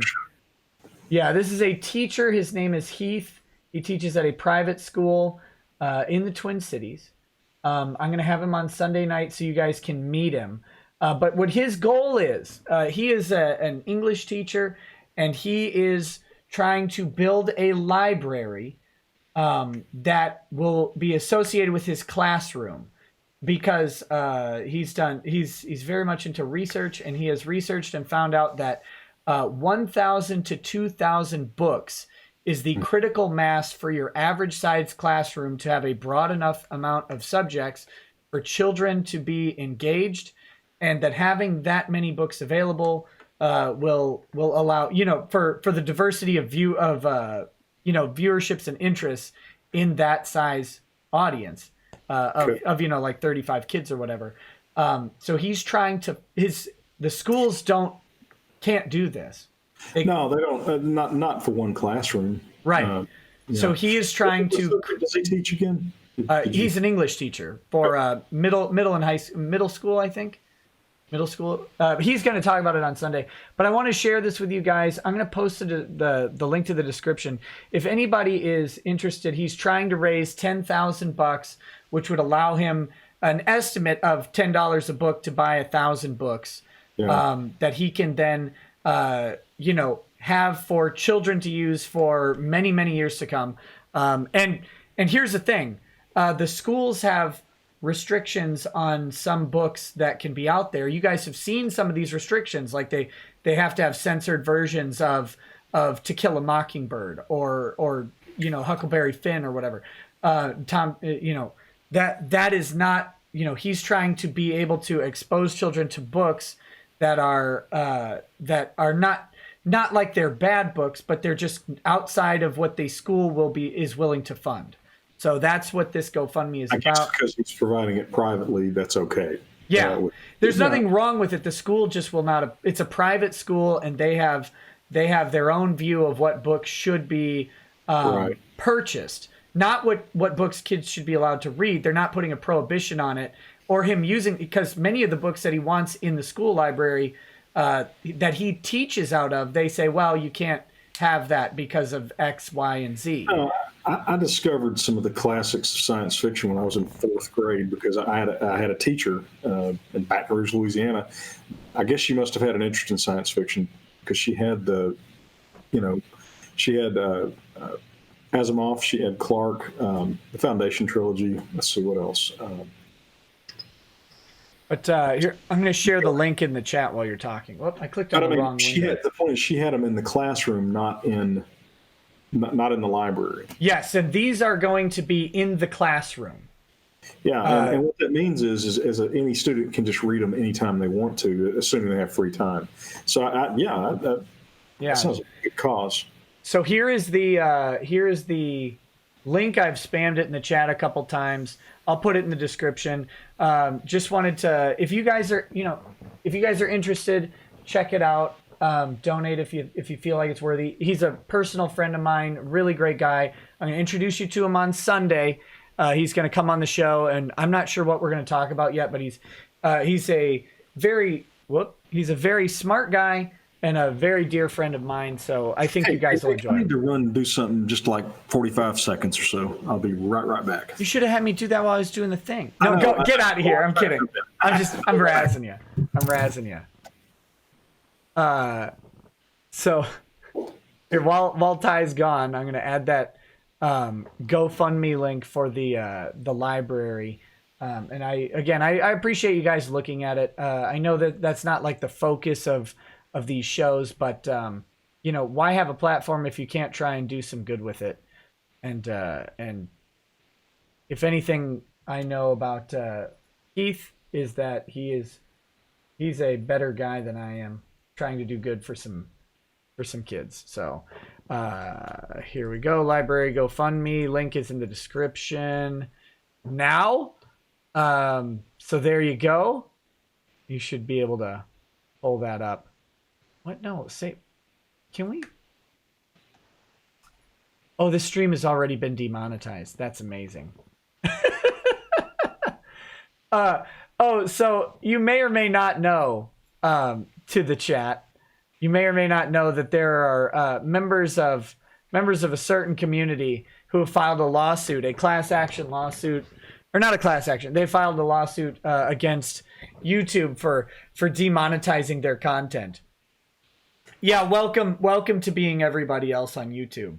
Good luck with that one. Okay. Well, before Ty's back, let me read this chat. Gay and still at large says present for the transcriber. Rontoye is a cuck. Rontoye is a cuck. Rontoye is a cuck. Rontoye is a cuck. Rontoye is a cuck. Rontoye is a cuck. Rontoye is a cuck. Rontoye is a cuck. Rontoye is a cuck. Rontoye is a cuck. Rontoye is a cuck. Rontoye is a cuck. That was a justice chat. I was required to read that by my representations that I made to the stream. That was for the transcriber apparently, so you don't need to comment on that one. You have your obligations. By the way, what's the hat and the all the crud I see on the screen over you? Is that something that hat over me? Well, when I'm watching, the masks that come on. Yeah. That's a feature of Streamlabs where people can do a donation attached to, and they have a drop-down menu with a whole bunch of different mask options that they can choose, and it does a stupid animation on my face. So they pay money so that they can do graffiti on you. Yes. God, I love America. I know, isn't it great? Every now and then I go, this is the 21st century I was wanting. Yeah, exactly. Like I want a bunch of hot dogs on my face or a bunch of fire in the classroom and all of that stuff. All right, so we were going to get into this Twitter stuff here. How should I do this? I guess I could screen share it with you, but we won't be able to see your face as much. Or should I send you this document and you can pull it up and we could do it that way? I don't know. You tell me. How did it go last time? It worked okay last time. We just did the screen share. Yeah. We'll just do it. Okay. I'll have to do some editing on the fly here with the camera, but that's fine. This is not a problem. You're a professional. Well, I mean, I'm a professional something, but. By the way, Nick, would you like a jelly bean? No. Whoa. Hold on. Are you sure? Because several years from now. Don't have a Sharpie or anything to write on. Oh, good. Whew. Okay. Wow. Yeah. Okay. So here's the plan with the tweets. I've got a selection of tweets that are a little bit more broadly based, but then I've got a specific thread that I want to go through. Okay. And we're just and these have been sealed in a mayonnaise, hermetically sealed in a mayonnaise jar. I have not seen them. Yeah, hermetically sealed on my MS Paint. Yeah. I have no idea clippings. what you're going to surprise me with. Yeah, and so since I don't actually read any of that crap, right, it will be a complete shock. Well, surprise anyway. Imagine my shock. No, sorry, Paul Joseph Watson. Okay, we're gonna get back to Tiny Ty for a second here, while I get so that you guys can actually see all of this stuff in the share screen. It looks funny. I had to move your head way down. That's just how it goes. You'll have to deal with it. Well, okay, here we go. Share this. Okay, hold on. Okay, hang on. I'm glad that my face isn't showing because I've had another one of those unfortunate incidents with my glasses, and it was showing for a second, but oh, good. Happy to be in service. Yeah. Okay, so here's what I've got. So it wasn't quite as embarrassing as the last time, you know. I can zoom in a little bit here. Whoa. Sorry, that's a little schizophrenic. I don't want to go all the way to 200%. Can I just go to like 150? I can read that. I can actually read that too. This is good? Yeah. Okay, we'll do it here. So we're going to start on the left. Okay. And there's no like, I'll guide you through which ones. They're not all sequential. Okay. I can see your pointer. I mean, I can see your cursor. Yeah. Okay, so we're going to start here at Fred Garvin. Okay. He says, I agree that Nyako's story is a factual assertion for what it's worth. So Nyako is the person who misidentified oh God, Guardiola. God, I'm massacring that name. Ilich Guardiola's story. Swapped those with Vic. And I have heard assertions about Nyako being having literal brain damage, but I don't know if those are true or if those are insults. I'm not making that assertion. I'm just saying I've heard, but either maybe that explains it.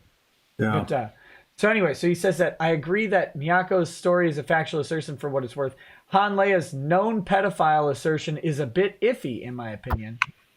So what do you think? Let's just break it down there.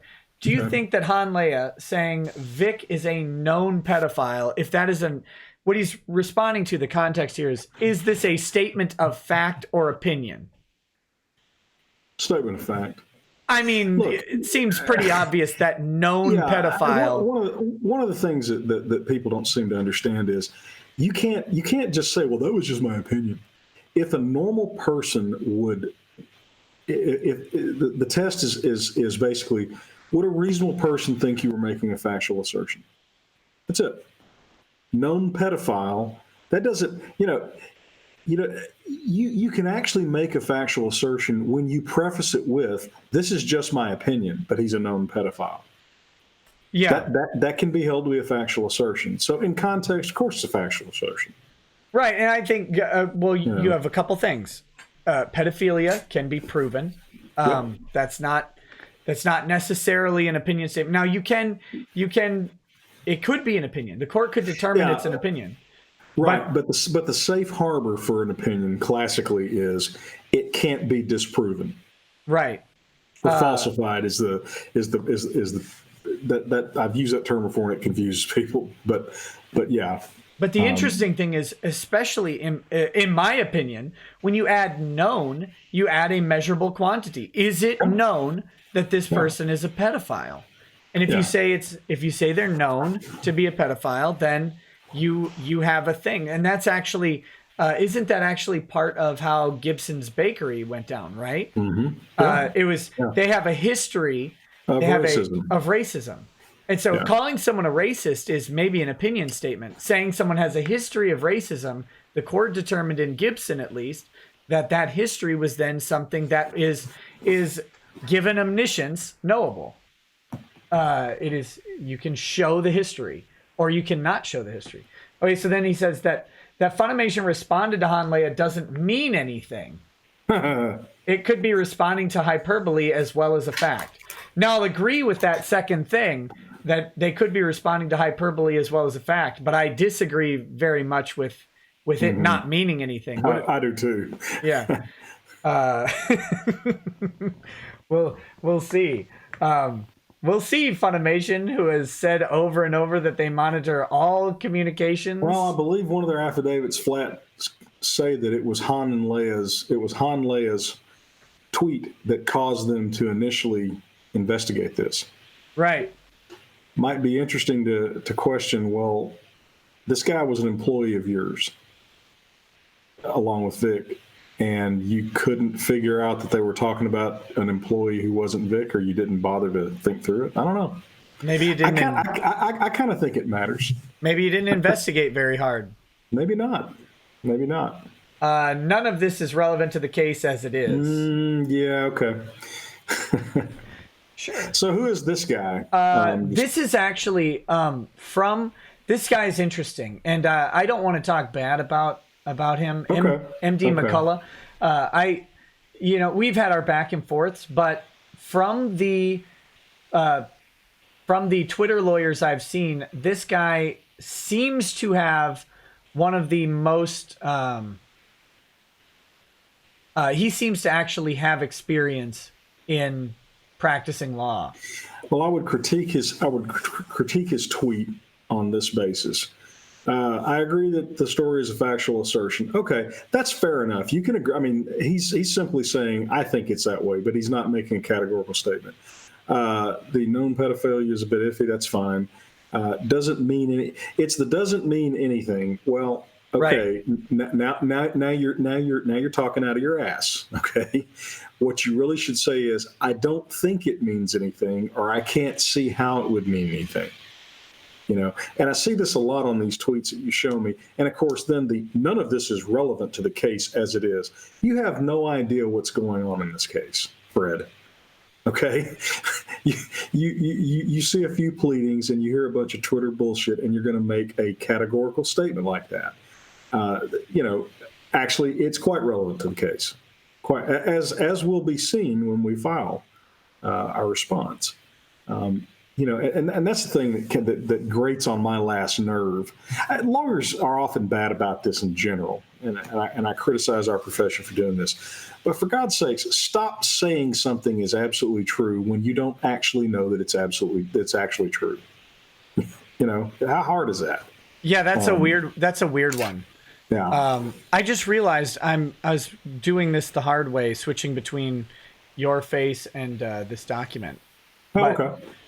So I can switch back pretty easy. So next one we'll get more of you while you're talking. So I'm gonna go down as opposed. Well, no, I put these in over.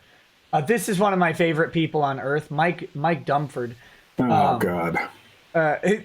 This is that clown from Hawaii, right? Well, he's licensed in Hawaii. He doesn't live there currently. Oh, okay. I don't really know or care where he is. He's doing a PhD study in. Yeah, that's right. I think he said in copyright, but I don't know. Yeah. So anyway, Mike, you have to when you're reading Mike's tweets, you have to imagine a tuba playing in the background.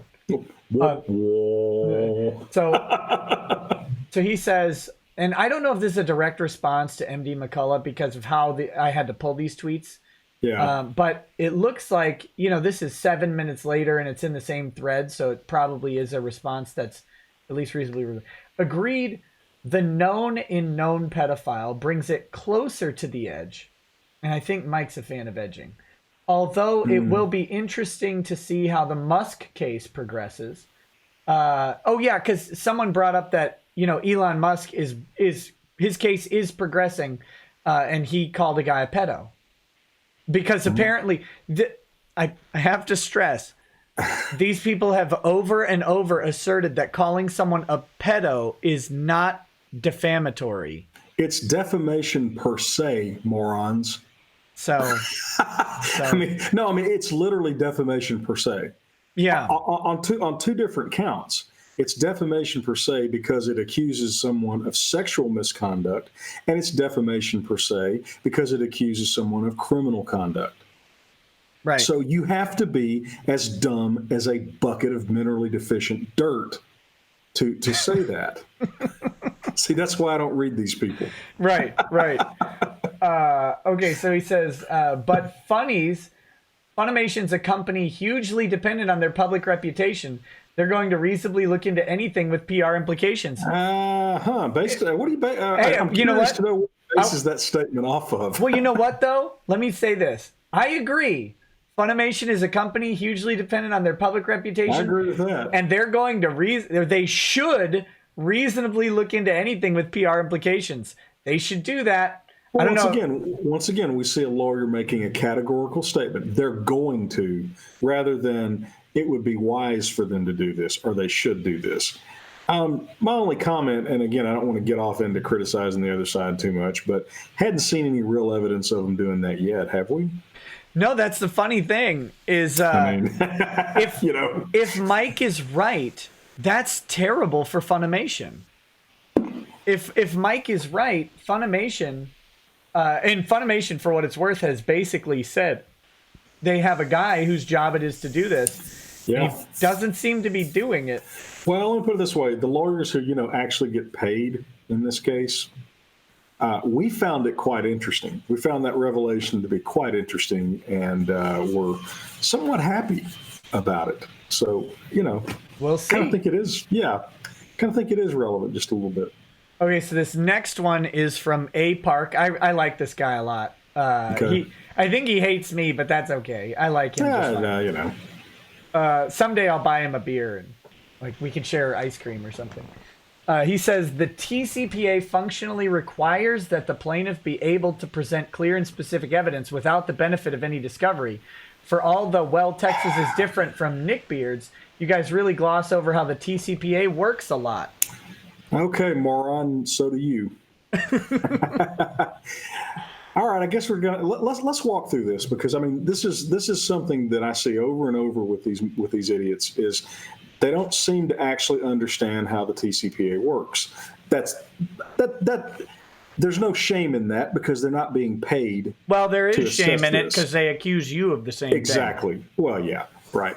So here's the deal: clear and specific evidence is not clear and convincing evidence. Okay. That's a mistake nearly everybody makes. The Supreme Court of Texas has defined clear and specific for us. And I don't recall the exact words, but basically it just means actual evidence, not merely opinion. But what all these imbeciles seem to keep forgetting is, at this stage, we are required to produce a prima facie case. The Supreme Court tells us that prima facie evidence is the minimum quantum of evidence necessary to support a rational inference that what we're alleging is true. So basically, any evidence whatsoever that could rationally allow you to infer that, you win. Rational is the lowest bar imaginable, okay?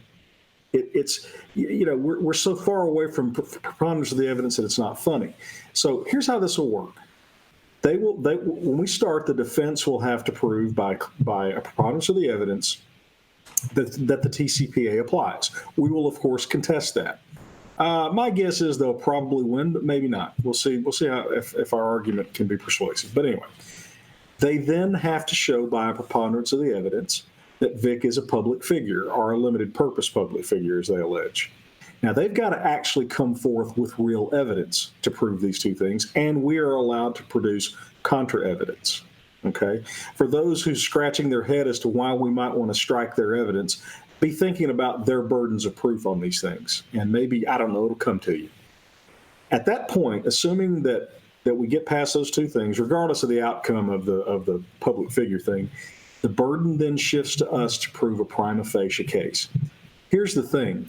We intend to prove our prima facie case with the actions of the other side, and in most cases, with information that they provided in their own pleadings and filings. Okay? It's not a very high bar at all. Apparently, the people on Twitter keeps what it seems to me, they seem to me to be making an amateur mistake of arguing that we can't meet a preponderance of the evidence test. I would probably agree with that, although not in the case of Mr. Toy. I think we probably could go to trial tomorrow on that one and win that one. So the quantum of evidence required is basically as small as it can possibly be. And oh, by the way, we have a Supreme Court case from Texas that flat states that conspiracy almost always has to be proven by inference. And in the Lipsky case, we're told by the Supreme Court of Texas that clear and convincing evidence can be circumstantial evidence and inferences. Clear and specific. Yeah, I'm sorry. Yeah, what did I say? Yeah, clear. You said clear and convincing, but yeah, I know, since we're being very precise in the terms, well, that's right. That's right. Of course, we're talking at midnight when I've been up nearly 24 hours. But fair enough. My point being, though, is every time you show me one of these morons tweeting this stuff, I'm sitting there going, you don't understand what's going on. You keep thinking that we're going to try the case on September 6th, idiot, and we're not going to do that. We're literally going to show the court what the other side has done. That is evidence. And I'm pretty sure that we're going to meet that minimum quantum level necessary for a prima facie case. Oh, and by the way, we also are told by the Texas Supreme Court, by the Houston Court of Appeals, but the Texas Supreme Court did not reverse on this. So we feel like it'll go this way. All factual assertions will be resolved in our favor. Yep. So tell me again how you Twitter lawyer idiots. Tell me how we can't Make the case that we can't make a prima facie case. I double dog dare you. You can't. Because a prima facie case is literally almost any evidence beyond just we think it happened. Now, that does raise an interesting point. It was, I questioned the other side's strategy at the beginning, and I question it now. This is really more just for, strategic insight. I'm not, criticizing them really. It may turn out to have been very unwise for them to insist on the depositions. I think it was. Because we'll be using some of that very evidence that came out of the depositions that we would not have had they just filed their anti-SLAPP motion. No one was more surprised than we were. I think it was unwise of them to file an answer. I believe if the TCPA follows other similar motions to dismiss for failure to state a claim, you could file it prior to. I would file an answer, Nick, but it'd be a general denial. Right. I mean, it would be just, bog standard. Okay, let me revise then. I think it was a mistake of them to file any factual assertion in their answer. Agreed. That's weird. For them to wait long enough to be forced to comply with discovery, for them to then fail to comply with discovery, and for them to do the depositions. All of those things. Oh, yeah, you left that out. Yeah, we're probably going to object also on the grounds that we have a motion to compel and that should have been, I don't know. We'll have to stitch together an argument on that, but we're going to throw that in there too. Yeah, what everybody needs to be thinking about when they're you Twitter lawyers, if you actually want to act like real lawyers for a change, think through the implications of a prima facie level of proof, and ask yourself if in 10, 11 hours of depositions, we might have been trying to pin down enough evidence to get to that prima facie level. And it really shouldn't be that hard, should it? I don't think they know that you, they know that you've never done a deposition before. Oh, that's right. I forgot. Yeah, you probably didn't tell me how to do that.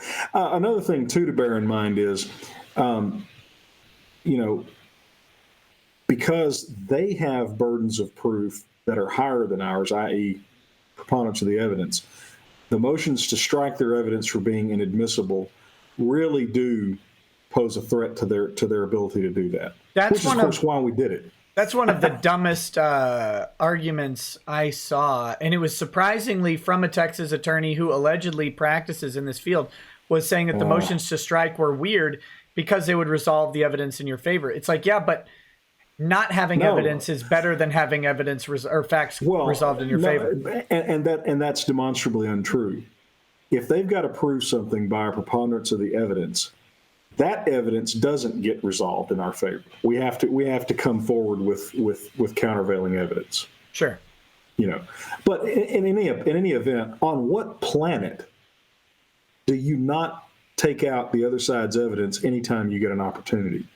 I mean, I'm flabbergasted that a lawyer would say with a straight face that if his opponent put clearly inadmissible evidence up in front of a court, they wouldn't try to object and strike it. We have to object to it anyway to preserve error in the event that we lose and we want to appeal. Yep. So why not just get it knocked out? Yeah, that was, you told me about that one. That was one of those kind of, wow, I thought I'd heard the dumbest thing I could hear today, and then you come up with this. All right, here's the next one. Okay. This is Catherine Tewson, who is not a lawyer. And I put this one up because pretend lawyer Martin Beddick says he's a lawyer, but I don't believe he is, mainly because he's too much of a coward to put his bar card out. Yeah, he's not a lawyer.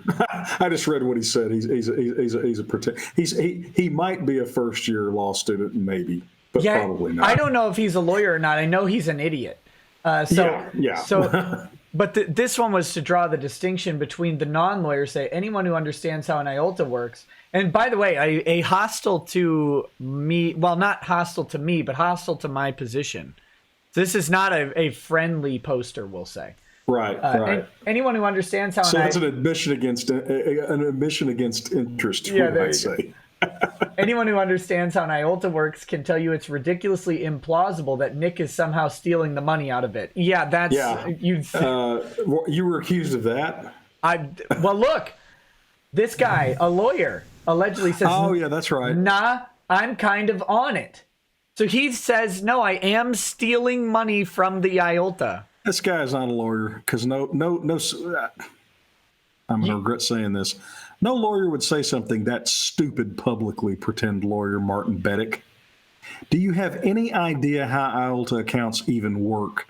I would have to give Nick access to my firm's IOLTA account for him to take money, and he would have to then be willing to commit a federal crime across state lines and involving FDIC insured institutions. You idiot. Good grief. And we'd have to be doing this in public. In public. Over and over again. It's the most insane thing. Oh, someone in this very thread actually said later after this said, produce one person accusing you of this. I was like, it's right here, you dummy. Let's see. I'm kind of on it. I think it's fair to read that saying, nah, I'm kind of on it. I think that it's fair to read that as saying, I disagree with you, Catherine. I think he is a thief. Oh, he definitely and thinks why he fought the depot so hard. You didn't fight it. They haven't asked. Again, amateur, non-lawyer, wannabe paralegal would be my guess at this point. And I do not mean to disparage paralegals at all. But you're just a pathetic poser. I only disparage Canadian paralegals. They never. First of all, we fought the deposition because they tried to reopen discovery once the discovery stay had happened. Nick never even got noticed. Now, if you were a real lawyer and actually bothered to read the pleadings, you would know that. Hence, I agree with Nick. You're not a lawyer. You're just some imbecile on Twitter. Probably a 13-year-old who's somewhat bright having us on would be my guess. I don't know if he's bright. Let's see. For a 13-year-old. For a 13-year-old. He's still the middleman between donors and the IOLTA. No, he's not. That's absolutely untrue. The IOLTA is not a party. That's just a type of bank account, idiot. And I'm not How do you not break your computer in half? I've gone through this gibberish, Nick. I've gone through 3 this week. God. 2 today. God, the stupid just burns through the screen. So the IOLTA is not a party, but also I'm not the middleman between anything. The funds never touch me. I don't have any access to them. I never have. But you know what, Nick? Let's don't tell them how it all works, because anybody with a full set of frontal lobes could simply read the GoFundMe terms of service and figure it all out. This genius is critiquing the case when he clearly doesn't even know how to read a 1-page FAQ on the GoFundMe website. You moron, you idiot, you imbecile. Between the donors and the IOLTA. The IOLTA is just a bank account, dumbass. God. And we don't know the agreement he has with Beard. There is no agreement, moron. Not that it's any of your business anyway, but there is no agreement. Jeez. Yeah, that's well, and we're gonna get into Martin Beddick. So we're gonna go through more of this thread if we have time at the end of some of this stuff. So then I get to drink a shot of whiskey. Now that just pisses me off more. Yeah. Okay. I better stay sober. Okay. Could he just cut the flow whenever? I mean, cut the flow. I can close the GoFundMe. I suppose. Yeah, you can. I suppose I could do that. It's not that I don't know why I would. It's weird. The person that said up, yes, you could. Okay, so we're gonna do. Let's don't talk about that anymore because I don't want to tell this idiot how GoFundMe's work. Let's make him actually go read something for a change. Oh, here we go. So this comes. This is in the same thread that we'll get to, but I just wanted to include this one just for my response. Dark Raven says, still pushing the lie that Nick is keeping the money for himself. Typical of someone who refuses to check on GoFundMe's policies. Anyone who has the mental capacity to check would understand that Nick cannot access the money in any way ever. And Cat Whisperer, this is an attorney, retired attorney. Nobody ever claimed that, to my knowledge. Literally right here, this is the same thread. Well, again, right, here's the thing. These people are absolute embarrassments to our profession. They truly are. Because they are intentionally obtuse. They are intentionally not informing themselves and then shooting their mouths off, metaphorically speaking, talking out of their ass. And then when they're called on it, I guarantee you they're going to say, well, I never said that I read the documents or anything. Yes, idiot. He just claimed that right above you. God, and what a stupid woman. Yeah, Jeez. so then right here, I threw in a little commie barb to her. Several of your dumb comrades have actually. Nice. So here we go. Let's go to this one. This is Mike Dunford. This is a thread. It's multiple tweets, so bear with me. Okay, I'll take a deep breath and try to calm down. So this is in response to me trying to correct the Dallas Morning News article, which, to my knowledge, they have not actually made this correction. Which means, because the Dallas Morning News had their story written before they ever even bothered to learn anything about it. By the way, when are we going to get to the picture of you and Drexel taking that? I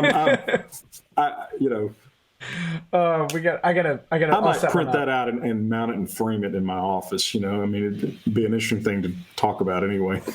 So I asked for the correction that says I did not push the lawsuit, which I did not. I have no influence on the suit being filed or anything like that. It's not. And I'm pretty sure that First Amendment of the U.S. Constitution would allow you to advocate for litigation. What does pushing the lawsuit mean, moron? Not you, Nick, obviously, Mr. Dunford.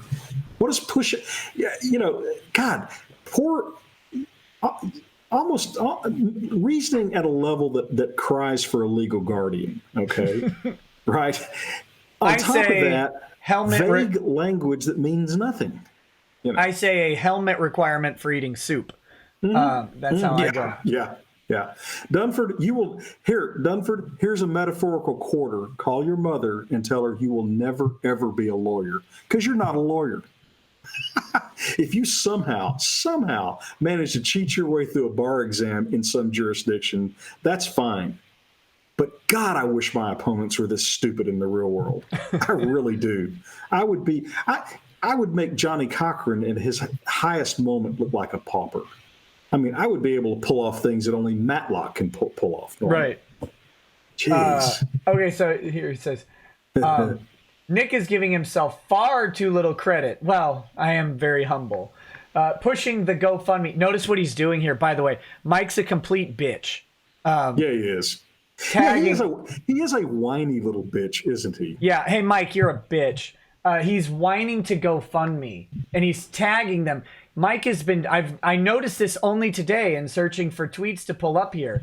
That Mike's been doing this. He's been tagging GoFundMe in an attempt. We can't actually win the argument, so we just want to, we want to go cry to the teacher and get the teacher to win it for us. You pathetic wussy, Mike. God, you're worse than useless. Ugh. Yeah, he's trying to get GoFundMe to drop the campaign, and that'll become apparent in a tweet again later because he's. When this case is over, I can't wait to talk to opposing counsel, assuming that I'm on good terms with them, over a drink or two, and say, so tell me about all these Twitter lawyers and how helpful they were to you. I would imagine they're going to be sitting there twitching, going, oh, yeah, with PTSD going, Here we go. I mean, thank God this guy isn't on our side, Nick. Jeez. Oh, it'd be lovely. Jeez. Hell, without the GoFundMe, I doubt this defamation suit would exist. Well, you can doubt it all day, Mike, but you have to consider the fact that you might be an idiot. You don't find lots of attorneys willing to take cases likely to lead to net financial losses on contingency. Actually, that's the definition of a contingency case. You might lose and get nothing. Actually, that's not true at all. Yeah. And it may, this case right now has not been taken on a contingency, but, that could change. Right. If I don't know, we were able to finally get to a point where we can firm up a case against a gigantic multinational corporation and get in line for punitive damages that would deter that multinational corporation who allowed their HR person to get involved in this fiasco. You damn right I'd take that on a contingency fee. Pocket Heresy then follows up and says, honestly, that tweet is just begging for the author to exposit on how nice word. on exactly how Nick acts and how it impacts the case. Well, first it pisses of all, them off something fierce. first of all, Sharon F. Grigsby would have no idea on how it impacts the case unless Lemoyne told her his opinion, because Sharon F. Grigsby is a journalist who has no idea what the actions of a non-lawyer third party speaking freely in his capacity to do so, what the impacts on that case would be, unless she said there's zero. Yeah, I just had an interesting thought. Yeah, what's up? Don't believe that Texas has a journalist shield law. Pretty sure they don't. If a lawyer talks to a journalist, I mean, one of the reasons I don't like to talk to journalists is journalists are typically idiots. And I don't trust them. But I've always been vaguely reticent to talk to lawyers too much because I was afraid of waiving attorney-client privilege. Now, if you tell the lawyer something that you don't care if the other side knows, that's academic. But I suppose it's at least theoretically possible that we could depose this journalist. In fact, and ask her, what did the lawyers in this case tell you? Not saying I'll do that, but Lemoyne also talked to that Tao of Dragon Ball guy. Yeah. I wonder what state he's in. Yeah. Because Lemoyne apparently told him some things that weren't supposed to be written up in the blog because they got edited out later. Yeah, that was a rookie mistake, and you hate to see it. Not on that guy's part, not on Lemoyne's part. Well, I don't know. Well, I think on both of their parts personally. But. Well, again, I'm going to be nice to my esteemed opposing counsel, but I would say that just in general, lawyers probably should be circumspect about talking to journalists. I mean, the things I say to you, Nick, are things I don't care if the other side knows. Right. So, the same is true of what I'm saying on your show. But that I just had that epiphany.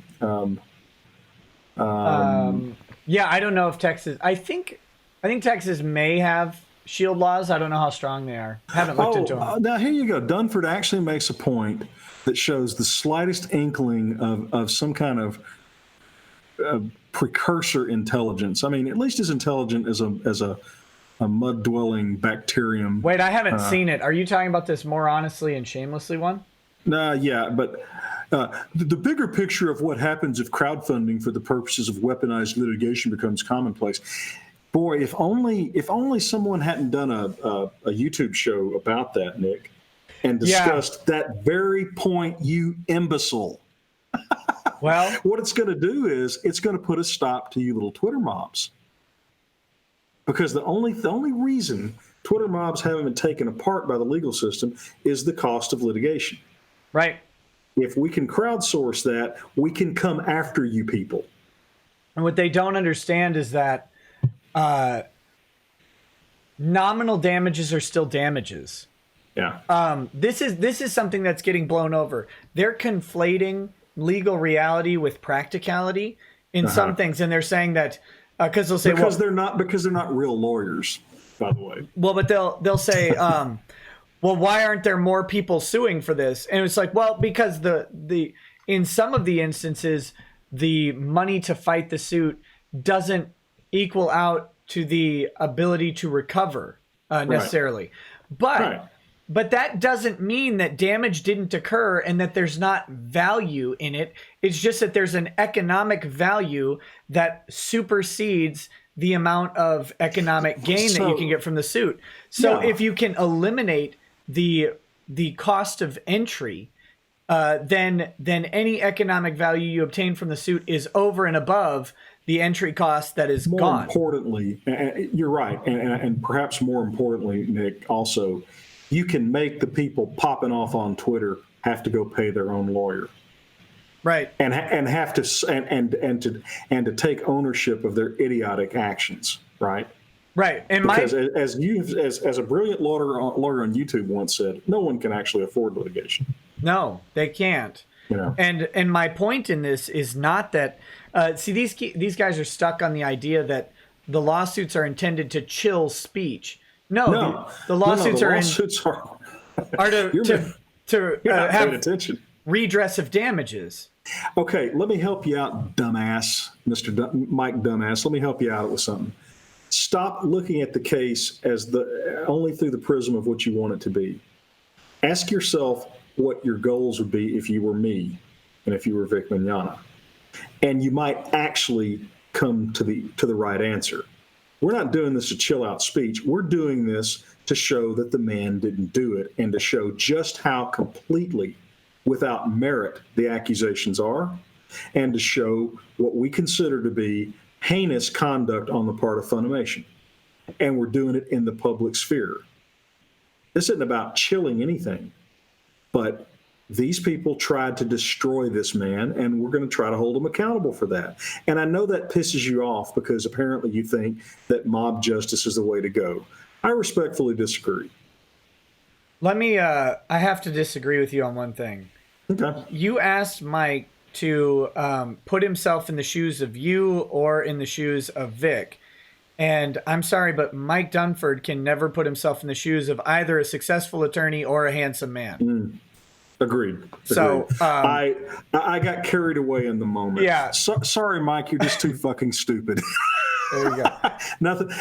And sadly for you, we can't fix stupid, and we can't fix cuckdom. He's a cuck too, right? I mean, I don't want to. Don't we have considerable? You know. I mean, I don't want to make any allegations about any of that. Since stuff. when? Sorry. Well, this is a family show. No, yeah, that's right. That's right. Mike Dunford then follows up because that's what this is, and it's not the first case either. I think Nick has talked about the Gawker case being an inspiration. No, I didn't talk about the Gawker case being an inspiration.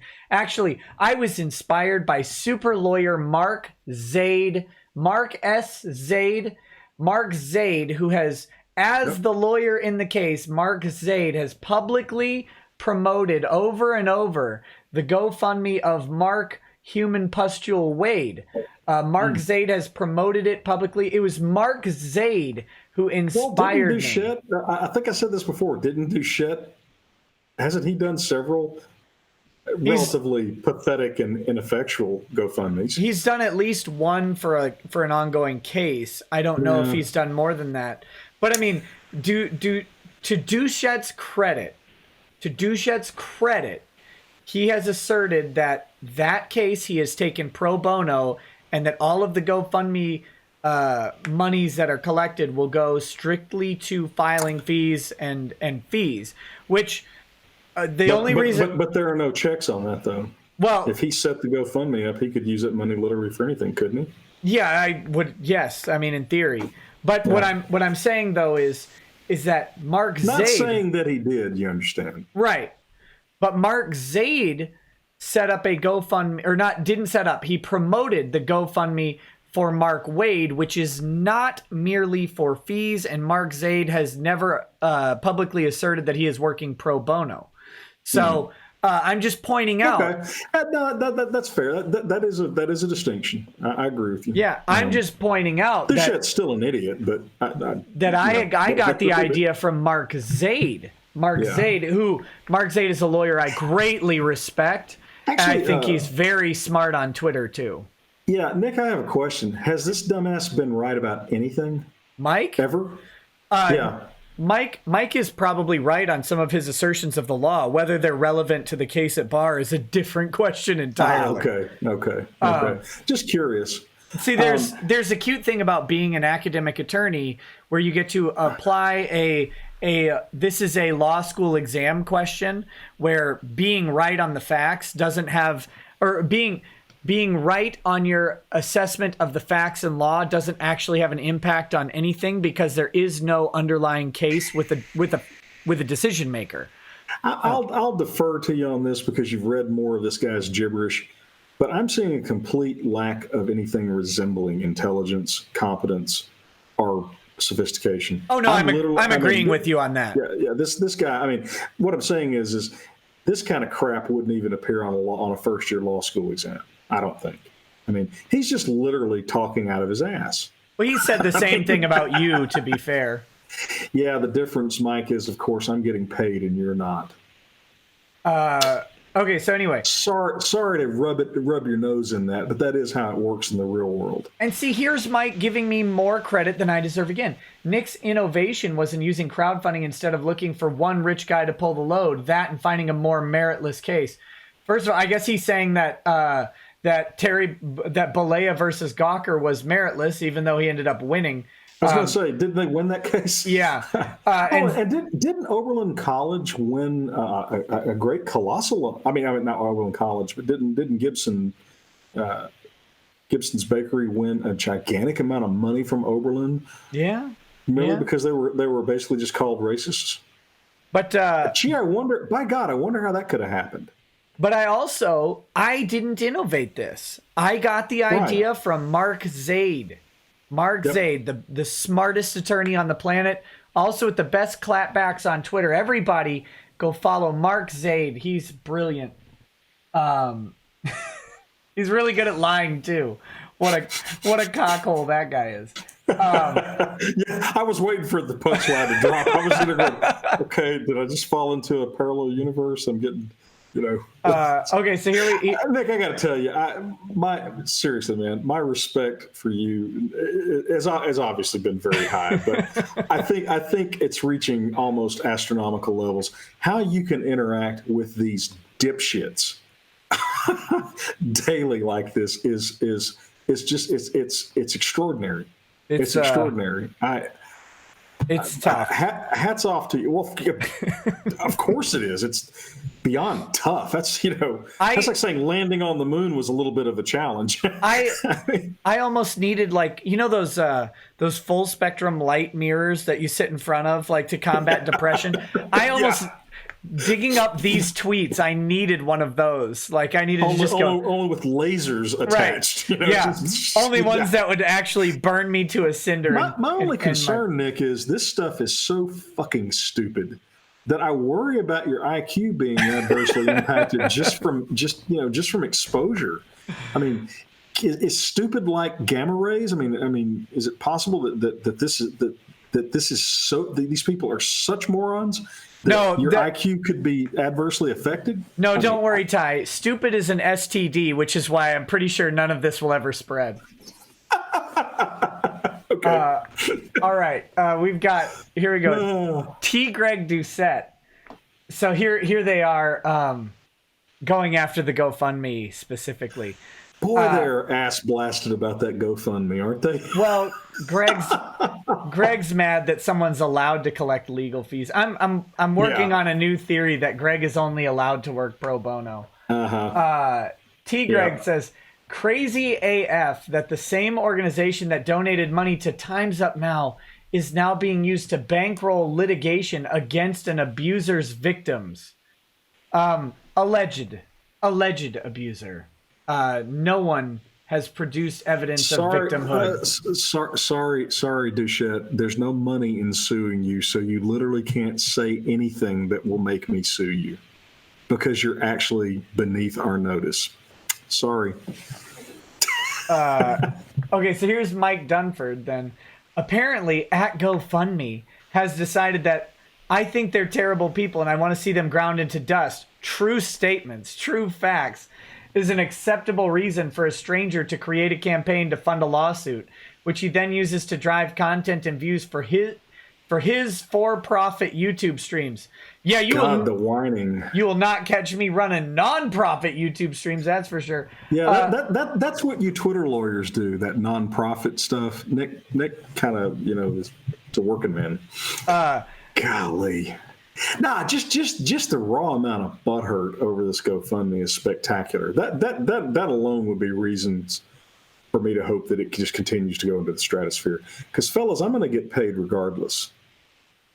But golly, they literally can't hardly make a single post without whining about it, can they? It's I did a search for GoFundMe, GFM, and GoFundMe as, 3 separate words related to a couple accounts, and I mean the list was long. Long. And that was only a couple accounts. I certainly can't go through the 50 law students that they have. Hey, Twitter lawyers, I'll tell you what one of my great uncles told me when I was a kid, and I'd be bitching about something. He'd say, "Go tell it to the chaplain." Yeah. And I finally asked him, "What does that mean?" Uncle Harold, and he said, "Well, in the Army, when you sit around and bitch, people get tired of listening to it. They'd say, go tell the chaplain," because the chaplain would listen to you. He wouldn't do anything about it, but he'd listen. So Dumford, go tell it to the chaplain. Well, the funny at this point, GoFundMe, if they did cancel the GoFundMe, they would be writing a check for about $250,000. Yeah, and I don't think they're going to do that. And then, of course, they'd have me really angry at them. Right. And at the end of the day, we haven't done anything wrong. Excuse me, idiot. Doing something you don't like is not necessarily wrong. Just saying. Yeah, that's the amazing thing is that for whatever their opinion of the GoFundMe that we have is, it complies 100% with the terms of service. Of course it does. You set it up that way. I mean, Yeah. Why would you give the other side an easy victory? Of course. Of course. Let's see. I've got a couple chats here. Let's see. Oh my goodness. Where are we?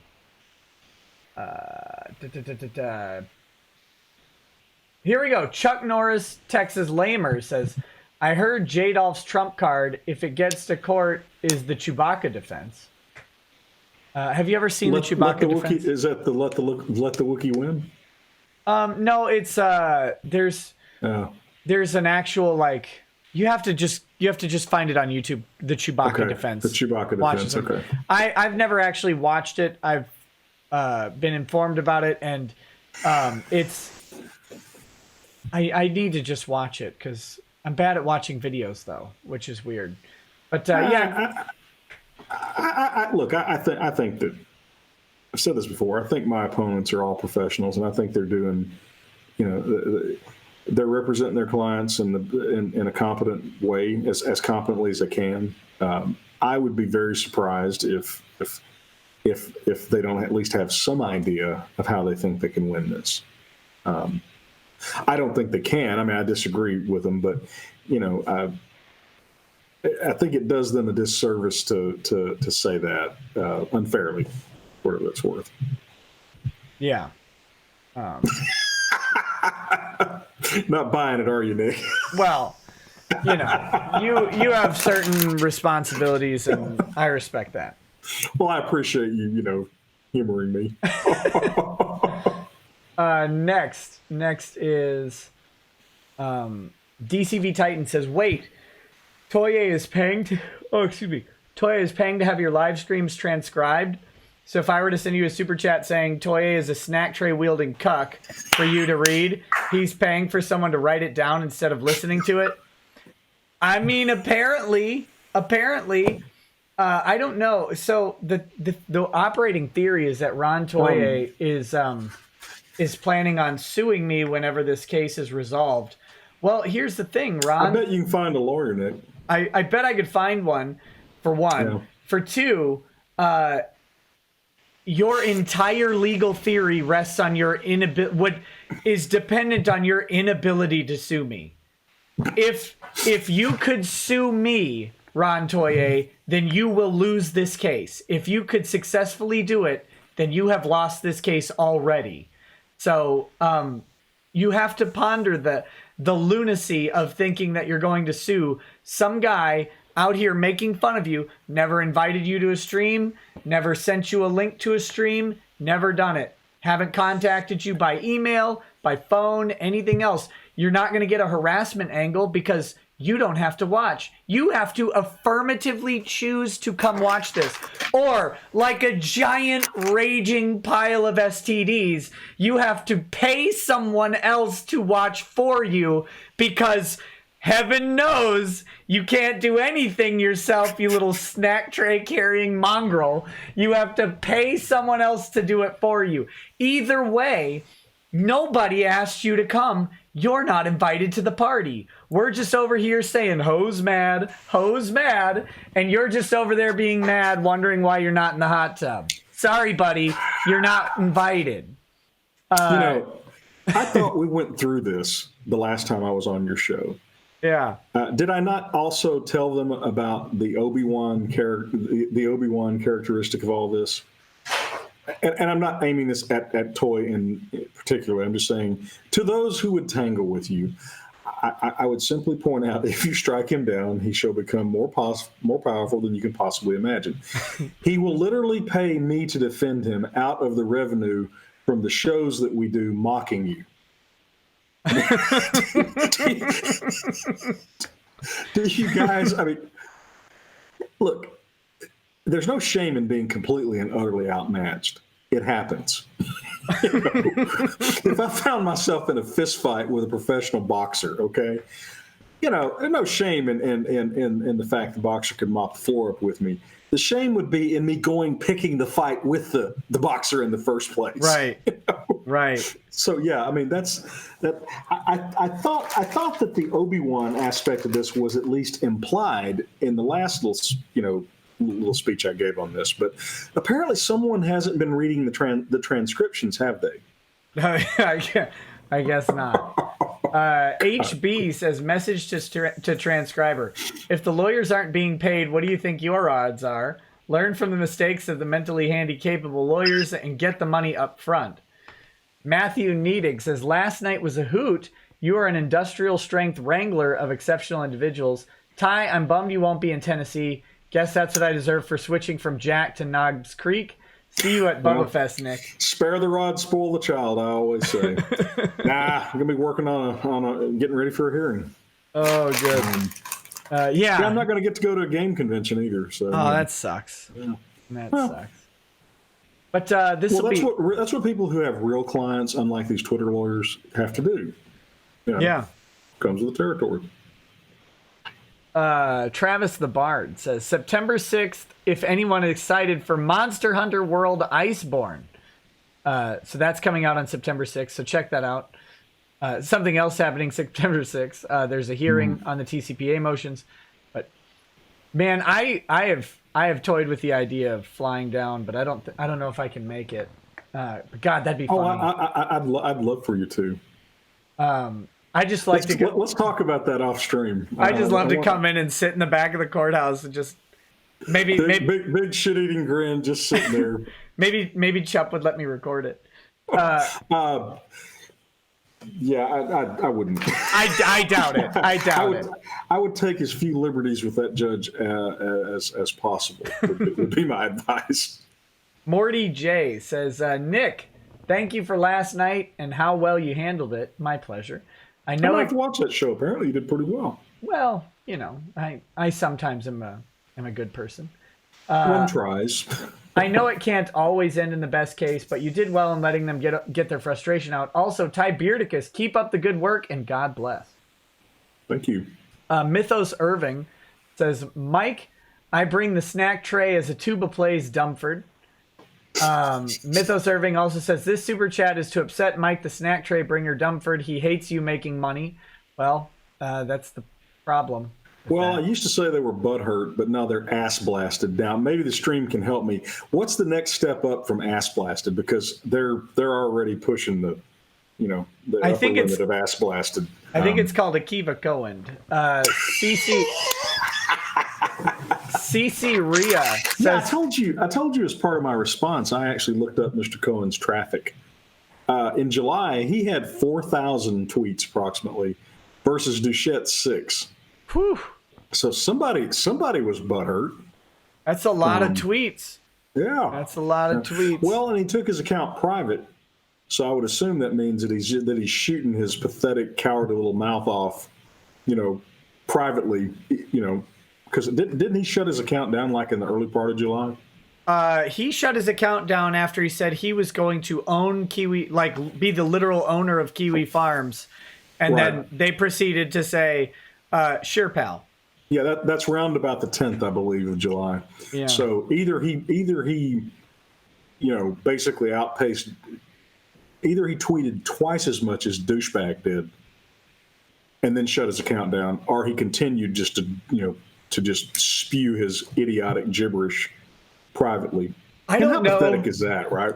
I don't know if it keeps tracking the number of tweets after they go protected. I haven't looked into it, so I don't know. But yeah, well, I refuse to believe. I don't think there's enough time in the day to tweet twice as many, because that would be the math, right? Because he shut his account down roughly on the 10th or 11th, and if he had gotten 4,000 tweets, well, that just goes from of a month.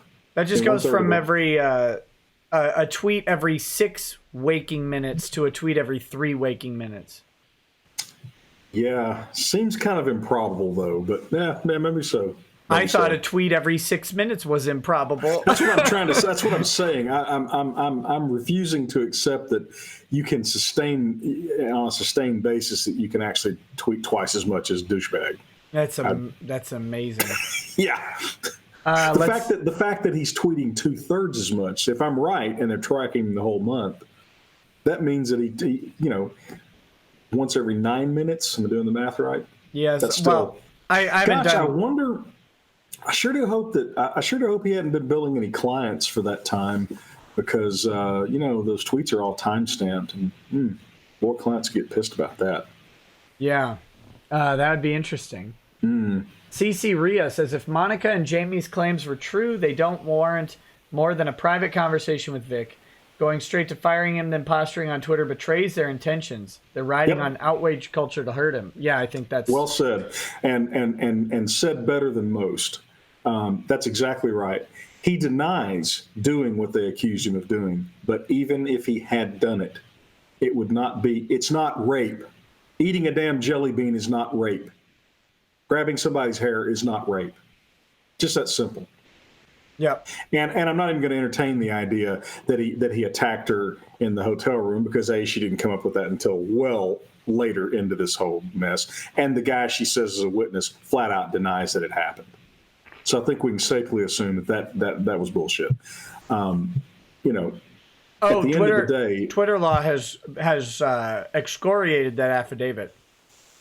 They said, yeah, of course, because it says what they don't want to hear. Well, no, they say that him not remembering is not the same as him saying it didn't happen. Actually, legally, it is precisely the same, because you can't actually testify that nothing happened. That's proving a negative. Well, and also, isn't it interesting? Right. I mean, of course, it's a literal contra to Monica Rial's assertion that he would remember. Well, he said that. He said in his affidavit, why it's almost as if his affidavit was written to cover that particular point. Because he says in his affidavit, that is something I would have remembered. Yeah. And I have no memory of it. So sorry, dumbass Twitter lawyers. That means it didn't happen. She also said he saw her face. Like she said, saw how I looked. And then he said, nah. And he offers the additional evidence in his affidavit that if he had that he had them back multiple times after this supposedly happened, had he been aware of anything like this, he wouldn't have. No one would have done that. Right. So see, again, Twitter law is they're too busy being propagandists and play acting at being lawyers, and they're not even play acting very well. Guys, go watch The Rainmaker. Go watch My Cousin Vinny. I mean, those Hollywood actors are better lawyers than you clowns are. Did you ever watch Grindr? I have not, and maybe you mentioned it to me because I've heard of it, but it's Fred Savage, and he's just a local. Oh. He's a local. Mole. River up. Yeah, Fred Savage is a local age or local, just sort of normal, boring attorney, right? Yeah. And he's very he's got his own like neuroses and stuff about it. And his brother is Rob Lowe. God. who played a lawyer on a TV show called The Grinder. Okay. And then that show ends and he wants to be a real lawyer because their dad, I can't remember the actor's name who played their dad. Chad, if you can help me out. He's fantastic, and he's very famous. Oh, I think it's the guy. I'm not going to say who I think it is because I'll be wrong. But he's a great actor. They'll cut you some slack on the chat. They won't think lesser of you if you're wrong about something. No, they'll have it in just a second. But so he comes back, and like Fred Savage is going to court all the time as like a real lawyer. Like he's working these real cases and stuff. And then Rob Lowe is there. Like his dad hires him, even though he hasn't even started law school yet. And he's like arguing these cases, and judges love the heck out of him. And it's the best. Well, yeah, because he's Rob. Well, Rob Lowe hasn't had. I never had any idea the comedy talent that guy had until I saw him on Parks and Rec. Yeah, he's hysterical. Yeah, and it's called Grinder. Yeah, it's called Grinder. William Devane. William Devane. Okay. He's the dad. Let me put my low-tech iPad here and use my low-tech stylus. Yeah. To record this. You've got to watch that. It's only like 2 seasons. And it's a TV show. Yeah, and okay. Fred Savage's I thought it was a movie for some reason. Fred Savage's wife is like the most dryly sarcastic lady on the planet. I think she is low-key my favorite character and Lady Raggets' favorite character in the show because she is brutal. She's brutal, but not like in a disrespectful way or anything like that. She's just got these little great sarcastic quips, and you're just like Grinder. Oh, it's perfect. Okay. Well, I believe the daughters are watching this. At least I hope they are down on the coast. Yeah. So if you are girls, why don't we add this to our list of things to watch? Sounds pretty good. Guys, it's funny. It's really fun. Well, the thing is, we can all appreciate that at some level. Wouldn't it suck to have busted your hump to be a lawyer and to be really probably doing your best, but the law can be a grind. Right. And then in walks Mr. Fabulous. Well, it just charms the hell out of everybody. But it's got this hint of truth in it too. Yeah. And it's something that I've talked about on the show. When you're going to stand in front of a jury or you're going to stand in front of a judge, this doesn't mean you have to be Rob Lowe handsome and charming. That's a different thing. But everything that you do is in front of a group of people. Right. And so you have to take into factors, and they're not always fair. But you have to take into factors of how literally everything about that appearance is going to affect the jury or the finder fact if it's the judge. And that's a human computer there, not a logic machine. And that's right. So Rob Lowe is walking in charming the judge and the jury, and he's sitting there doing all this stuff, and it's like, that's sometimes how it goes. Yeah. The law is it's not chess, it's poker, maybe. Charades. Well, there's definitely an element of skill, like there is in chess, but there's also an element of luck. There's an element of bluffing. There's an element of all those other things that can't be quantified. That's probably a big reason why the majority of lawyers never go to the courthouse. Yeah. I may have told you this. When I went to law school, I fully intended to be a pure litigator. I mean, that's what I went to law school to be. I got deflected off into business because it turned out I had a gift for that too. But when you're trying to get a judge or a jury to rule in your favor, you have to have people skills to maximize your chance of winning. And it would be a wonderful world that we lived in if we lived in a world where just the law and the facts are all that matters. But these are people, like you say. People reason from here in every aspect of their lives. The smartest, most intellectual, most analytical person you'll ever meet still will make you. Oh, sorry. Yeah, well, still reasons more often than not from here, not here. Just the way we're wired. This wins every time. I also was going to say that if you talk to that person, you would probably want to reason with them with a baseball bat because it would be Yeah, well, that's yeah. Martin J says, "Wow, the beard is channeling his inner Red Foreman using his catchphrase. Next step would be to put his litigation foot up someone's behind in Minecraft, of course." Well, look, my opponents are going to show up to play too. I mean, they're not, they're not going to go, "Wow, that Ty, he's so great. We're just defeated." They're gonna bring their A game. I would expect nothing less. Ron's transcriber says, "Guys, please." Already, golly. You need to slow down. I can barely keep up. What did you just say? Can you repeat it? Also, will you end the stream soon? I'm holding back a raging turtle, if you know what I mean. Case loss, rest in peace. So there you go. Thank you, transcriber, for your generous donation. What do we got here? We've got... I'd like to amend my request to the transcriber. I do want you to say James Earl Jones' voice, but with Southern accent. Yeah, there you brackets. Go. But and it's not necessary to put that at the beginning of everything I say. Just maybe every page or two. Finally, Cowboy FJM91 says, "We need to get a racket-style drunken rant from Ty on a stream not connected to the case, because that would be epic. If he's this good at roasting these dummies sober." Actually, I had anything to drink.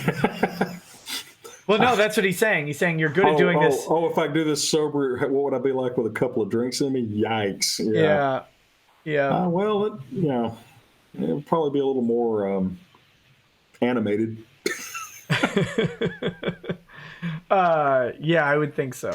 Just the sheer staggering degree of idiocy coming out of these smug twerps is just beyond me. I mean, I don't know why I'm so shocked, right? You've told me. You've told me how stupid they are. And yet, for some reason, Nick, I chose not to believe you. Well, somewhere in my reptilian brainstem, I said, no one could be that stupid. Nick's just not being generous to them. Right. Well, I think you may have undersold how stupid they are. You have told me I'm a giver, so you have to know that that's not true. I'm very generous. Yeah. No, my bad. Did I tell you that was the recent attack on me? Not from one of the lawyers, but from one of the clingers on. He found out that I donated a large amount of money in 2016 to a charitable organization. You bastard. I know, it's so rude. So rude. What? Yeah, apparently that was bad of me. What is wrong with the... Okay, sorry. I was actually going to ask the universe, what the hell's wrong with these people? I mean... Well, not enough SIDS in the world. Maybe too many warm soap baths from mommy when they were kids or something. I don't know. Yeah, I don't know. I that one blew me away. I was like, all right. Okay. Sure. Now, to engage in behavior that the rest of the civilized universe says is admirable, but it's bad because why? And it wasn't even like a controversial. It's not like a 501c3 for the alt-right or something. Yeah. Or like to a particular political cause. It's like a completely non-political, just charity, and solely for the benefit. Oh, well, actually, what this is all about is he's pissed off that you had money and he doesn't, apparently. Well, that's almost certainly the case there. Dude, to that poor, pathetic imbecile, I would just simply like to say, the world's full of people with more money than you have, who have more money than you do. Get over it. Yeah. Oh, yeah. I mean, there's a ton of people who have more money than you, and there's a ton of people who have less. There's a ton of people who have more problems than you, a ton of people who have less. Get over it. Right. It's nuts. Okay, I've got 3 more. No, 3 more. 3 more of the big ones, and then I'll let you peace out whenever you want. I've got a whole bunch of little ones. Are we done with the dumbass hour for this time? It's been more than an hour, and here's the thing. If we go... Oh, good Lord, you're right. God, it's almost 2. Yeah, I know. The time does fly on this show. It really does. and I'm always surprised by it. But here, I'll show you. Too. We might have to do this for next week. I might just keep this window saved for next week. But here, take a look at this. This is that thread, and this is about the GoFundMe. Okay. So this is almost... All right. Can you make it just a little bit bigger? Yeah, I will. Just a second. I'm going to zoom in. Okay, so here's... You recognize these tweets because we talked about them. I'm going to make it a tiny bit smaller. There. Yep. So then here's... This is just how it goes. Notice how much... I actually participated. I tried to help them out, and they got even stupider. Because again, you're a giver.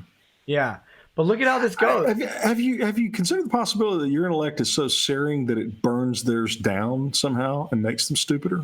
Maybe. Should we go through this real quick? I mean, sure, yeah. We won't do a ton of commentary on every tweet. We can start right. I'll try to be disciplined in my.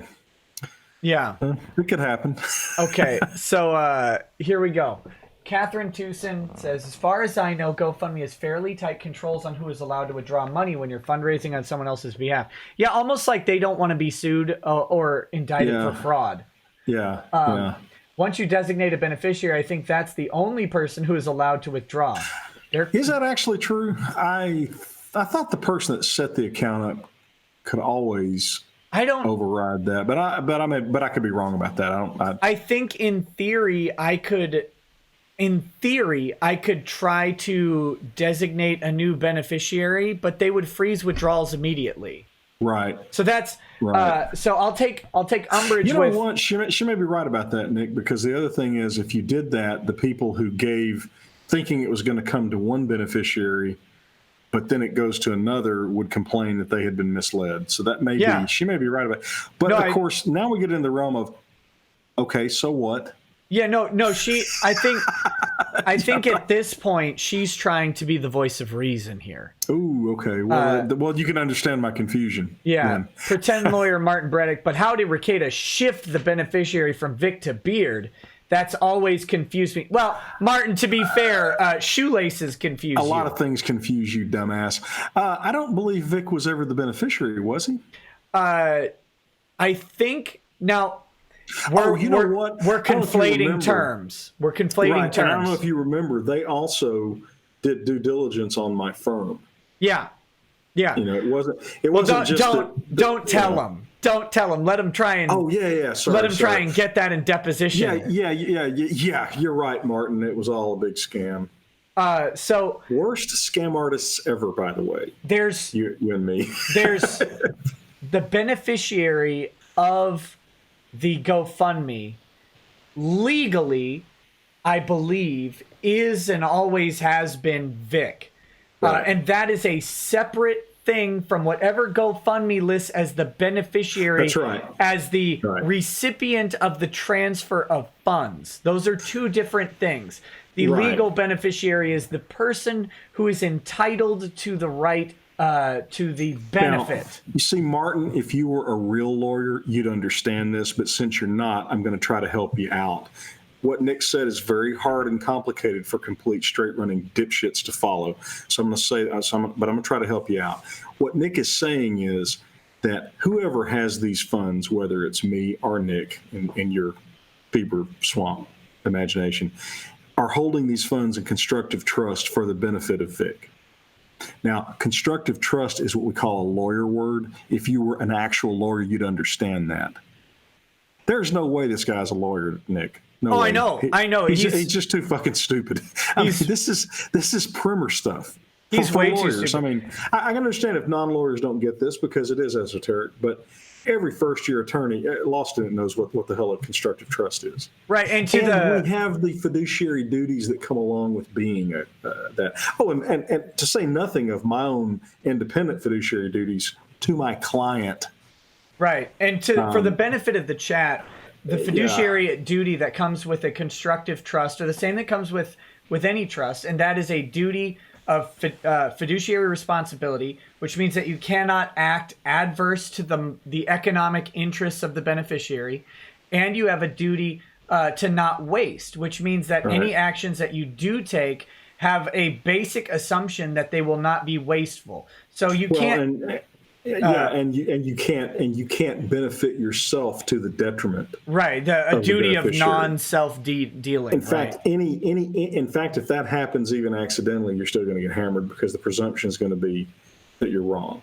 So, yeah. Well, yeah. Look, let's give pretend lawyer credit. He is at least being honest with his Twitter handle. Yes. So Catherine says, if he has the ability to shift the beneficiary, what else does he control? Everything, all literally of everything, dumbass. Nick rules all. I mean, he's turned us into competent trial lawyers That's right. when we never had even been to a courthouse, apparently. Okay, so then Catherine says, okay, this is my understanding from reading the GoFundMe terms of service. Nick sets up the GoFundMe, designates Vic as the beneficiary. BHBH opens an IOLTA for Vic, does the thing to direct the GoFundMe money into the IOLTA. No. Oh, she says it's right there in front of you. You stupid woman. Vic does the thing. Well, she misunderstood something there. It's written down right there in front. That's what blows my mind is the GoFundMe terms of service are about as clear as they could be. Yeah. This is literally not rocket science. If you people can't read GoFundMe's terms of service and figure out how this works, if by some miracle you manage to pay off a bar association to let you be a lawyer, you don't ever need to actually represent clients. Right. In fact, you don't even need to get out of your house because you're legally incompetent. You need a legal guardian. Okay. Almighty. So then she goes back. As you may infer, I'm a little cloudy on what exactly what doing the thing involves. Why is there an assumption that Vic has anything to do with this? Because they want it to be so bad that they're just simply not going to let facts get in the way. Right. So then Martin says, "Yeah, that's where I get foggy too. Rekieta has the keys to the lockbox." He tells GoFundMe where the money in the lockbox goes, but you control everything else. I mean, why is it so difficult for them to believe that you control GoFundMe too? I control Martin Beddick. He's clearly my puppet. Well, listen, since you control me and I'm your puppet, would you please manipulate me into doing more fun things than I've been doing? I want to complaint. I want to lodge a complaint with the puppet master. Yeah, I'll work on it. These people, and of course the striking thing too is they apparently have no conception of just how fucking stupid they sound. No, they're immune to that. Guys, y'all are making complete asses out of yourselves.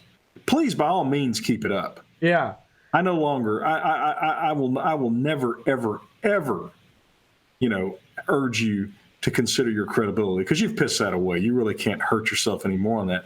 But I guess I'll continue to be astonished by it. So next, he still can change things. I don't think so. Let me recheck. Yeah, once a beneficiary is on board, they have exclusive withdrawal privileges. That's right. I don't have the ability to get money out of this thing. Never have. Do you find anything about switching beneficiaries? It implies, but does not state outright that it can't be done. I suspect it's a case-by-case analysis by them. I would wager so. I don't. But fortunately, there will be no need to do that in this case. So it's entirely academic.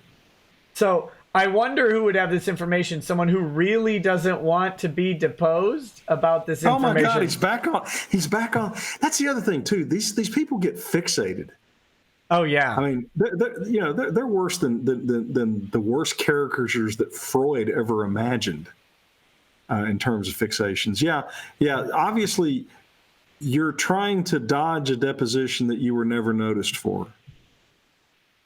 Yeah. Oh, but that's right. Martin's not a real lawyer. I keep forgetting. Yeah, that's your. You see, a real lawyer would know these very basic primer type things. So then hey, Martin, if you actually are a lawyer, I sure do hope your partners, if any, and boy, talk about feel sorry for those poor bastards, and your clients, I hope they read your tweets. I really do. Well, I think there's a reason maybe Martin's afraid to have his real identity associated. I sure wouldn't want my clients reading this kind of shit. Golly. Well, probably the ones that know me really well would say, Ty, Have you thought about getting like one of those things that that if you have an EWA, you got to blow before you can operate your car? Have you thought about getting one of those for Twitter? Because obviously you're doing a lot of this while you're drunk. Yeah.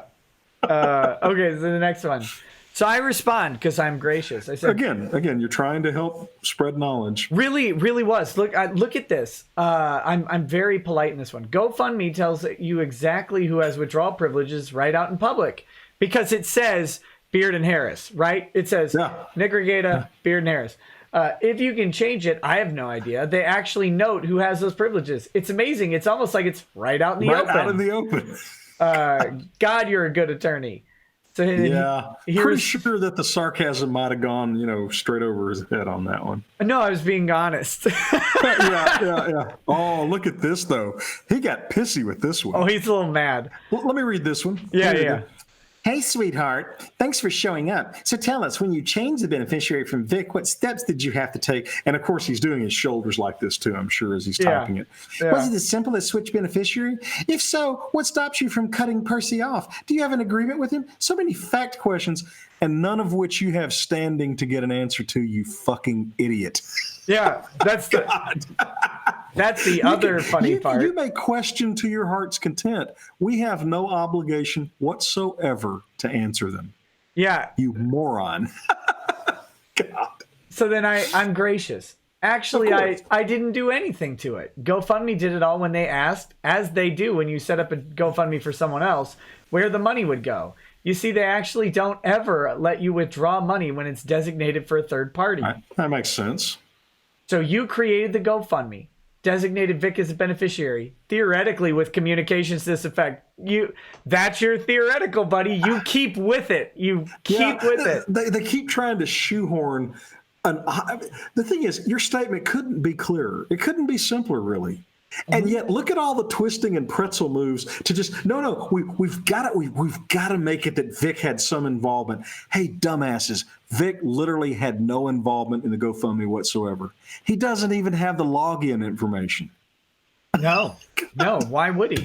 Why would he? It's almost like at deposition when he was under oath, he said, "I had nothing to do with it." It's almost like he was telling the truth. Weird. But you see, they're so delusional and pathetic that they've done that classic thing of magical thinking, and lawyers, real lawyers, I mean, not this guy, real lawyers occasionally have to beware of magical thinking because you can get so obsessed and into a theory of the case, but when the facts don't support that, you have to change your theory. Martin, your facts have nothing to do with what's going on. You need a new theory, buddy. Right. Just saying. Okay, so then he says, Jen just told Vic to change it to Percy when you advise Vic to sue. He's creating a step in here that's just amazing. And you have been updating it since with no control over the allocation of funds. Martin, if you're confused, it might be because say that's a big yes. But let me caution you. If you look at a situation and you think, this doesn't make any sense to me under any rational world how this could happen. And that conversation, you can think nothing of me, that's fine. But if that conversation involves a multi-$100 million organization facilitating a highly regulated activity that would be reviewed by the IRS, that would be reviewed by banking regulators, that would be reviewed by regulators monitoring international transfers of money, that would be reviewed by counter-terrorist organizations.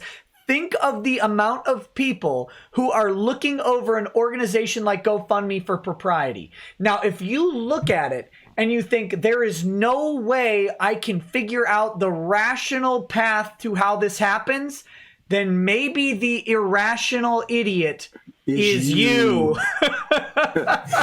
It's you, Martin. It's Martin. You. Under your weird theory, Martin, if I'm being polite, people could just donate a bunch of money to ISIS before anybody figured out it was ISIS, and no one would have any ability to catch it through GoFundMe. And well, again, this tells you. I mean, either he needs a legal guardian, Or he's just so completely wrapped up in his bullshit theory of the case that he's just going to distort reality to match his. It could be both. It could be both, I suppose. But yeah, this is like talking. This is like literally talking to someone I don't know if you've ever known anybody that was genuinely mentally ill. Plenty. Okay, this is like talking to one of those people, right?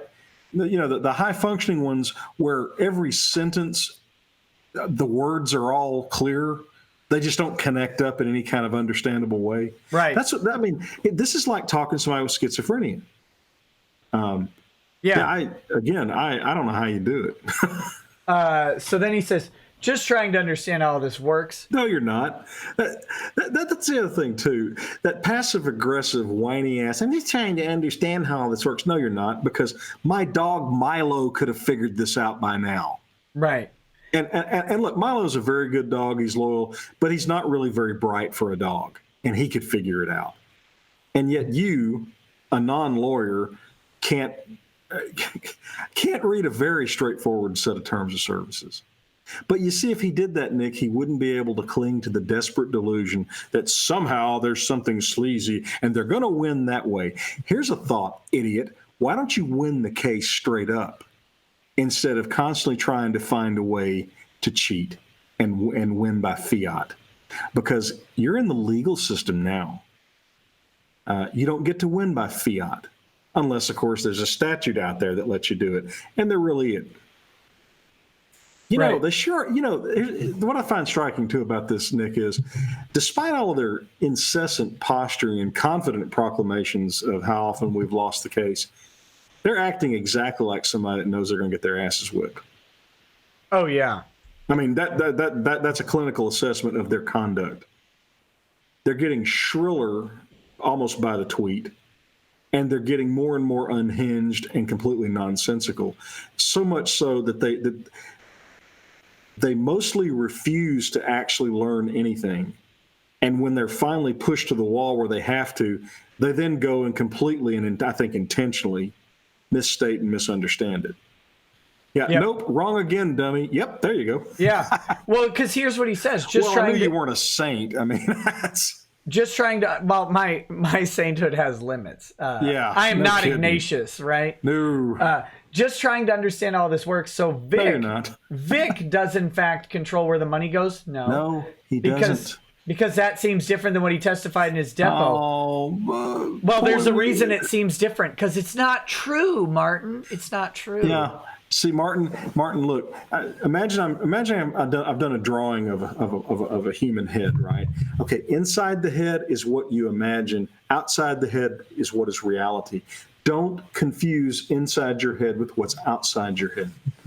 Yeah. Because what's inside your head is complete gibberish and imagination. What's outside is reality.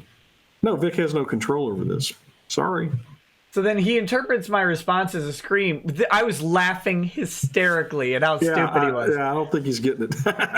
I mean, okay, scream if you want, but you just said... Scream if you want, but you just said that Vic had sole control of the money as soon as you designated them. No, you didn't. No, never did.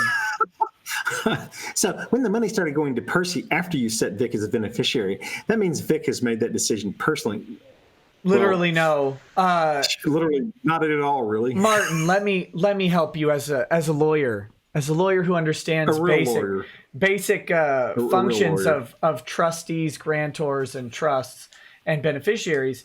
Is under a constructive trust, anyone on earth can give money to a trustee to hold in trust for the benefit of the beneficiary. And the amazing thing is, the beneficiary can actually not even know about it. Yeah. Like, that's a real thing that happens constantly. Well, I mean, you know that personally. but there are people out there every day giving money to other people that the person will not come to know about until some point down the road. And it changes nothing about the relationship of the grantor, the trustee, the beneficiary, or the donor if it's not a grant or trust. It doesn't matter who's giving the money or how it gets there, but holding money in trust for someone else for the purpose of, or for the benefit of that person, that has nothing to do with their knowledge of it or their hand in it. And often beneficiaries do not have a hand. No, very commonly in estate planning, we set up constructs all the time without telling the kids, the beneficiaries, I mean. Right, because they might act like idiots. Well, yeah, and parents. The parents have other reasons too. They want to talk to the kids about it when they're ready and that kind of thing. Martin, you see, also, if the sine qua non of your is a lie, of your whole line of reasoning is a lie, then the whole line of reasoning is defective. Sine qua non, by the way, because you're not a real lawyer or apparently not even intelligent, just means a necessary condition. And I'm sorry if I'm being condescending to you, Martin. Oh, condescending means when you treat someone like they're not very smart. Yeah. Oh, come on now. That was pretty good, wasn't it? That was good. Well, I thought Okay. I was waiting for. I thought there was more of the punchline coming, and then it was just brutally pithy. Yeah. Thank you. I'm honored. Okay. And here's how you know. Here's how you know that your point was stupid. If TL Reeve is agreeing with you, you know your point was stupid, right? Question mark. So either the money was always going to Ty, or it was going to Vic, who is supposed to turn it over to Ty. Either way, it's not good, because with Nick saying this, it shows Vic lied under oath. Literally no. Literally, yeah, not it at all, really. I mean, but again, see how obsessive they are. These people are crackpots. They're obsessed. The facts are not going their way, and instead of going, okay, well, we need a new theory, we need a new explanation for this. No, we're just going to keep doggedly insisting that the facts are the way we need them to be. Yeah. Okay, so we go on. Wrong. Vic never had any control of the money. You people can't read. Or reason. If BHBH is the beneficiary, how would Vic transfer the money to a different law firm if he decides he was unhappy with his representation and wanted to change firms? Here we're getting to the meat of it. Now this is a layperson, so I give her a pass. Well, the thing is, she's a hell of a lot more competent than those other idiots. Oh yeah. I mean, she, now, I don't want to carry away. She's don't be too kind. I mean, she's maybe a little smarter than Milo, but Okay, do you want to read Martin? I think people like your Martin voice. Okay. At this point in his screeching, and again, I don't want to keep doing my shoulders, but I just imagine him doing his shoulders like this. I think he means that Vic has no more control. Beard gets the money no matter what happens. Oh, what a glorious world that would be. But sadly, no. Which doesn't seem good either. Well, first of all, who gives a shit what you think seems good, moron? But it's an interesting question. What would happen if Vic fired me and wanted to redeploy those funds for payment of other lawyers? Gosh, you see, if I were a constructive trustee of Vic's, I would be obliged to apply those funds to another law firm. As Vic's attorney, I would independently be obliged to hand over any money as he would direct to another law firm if he asked me to do so.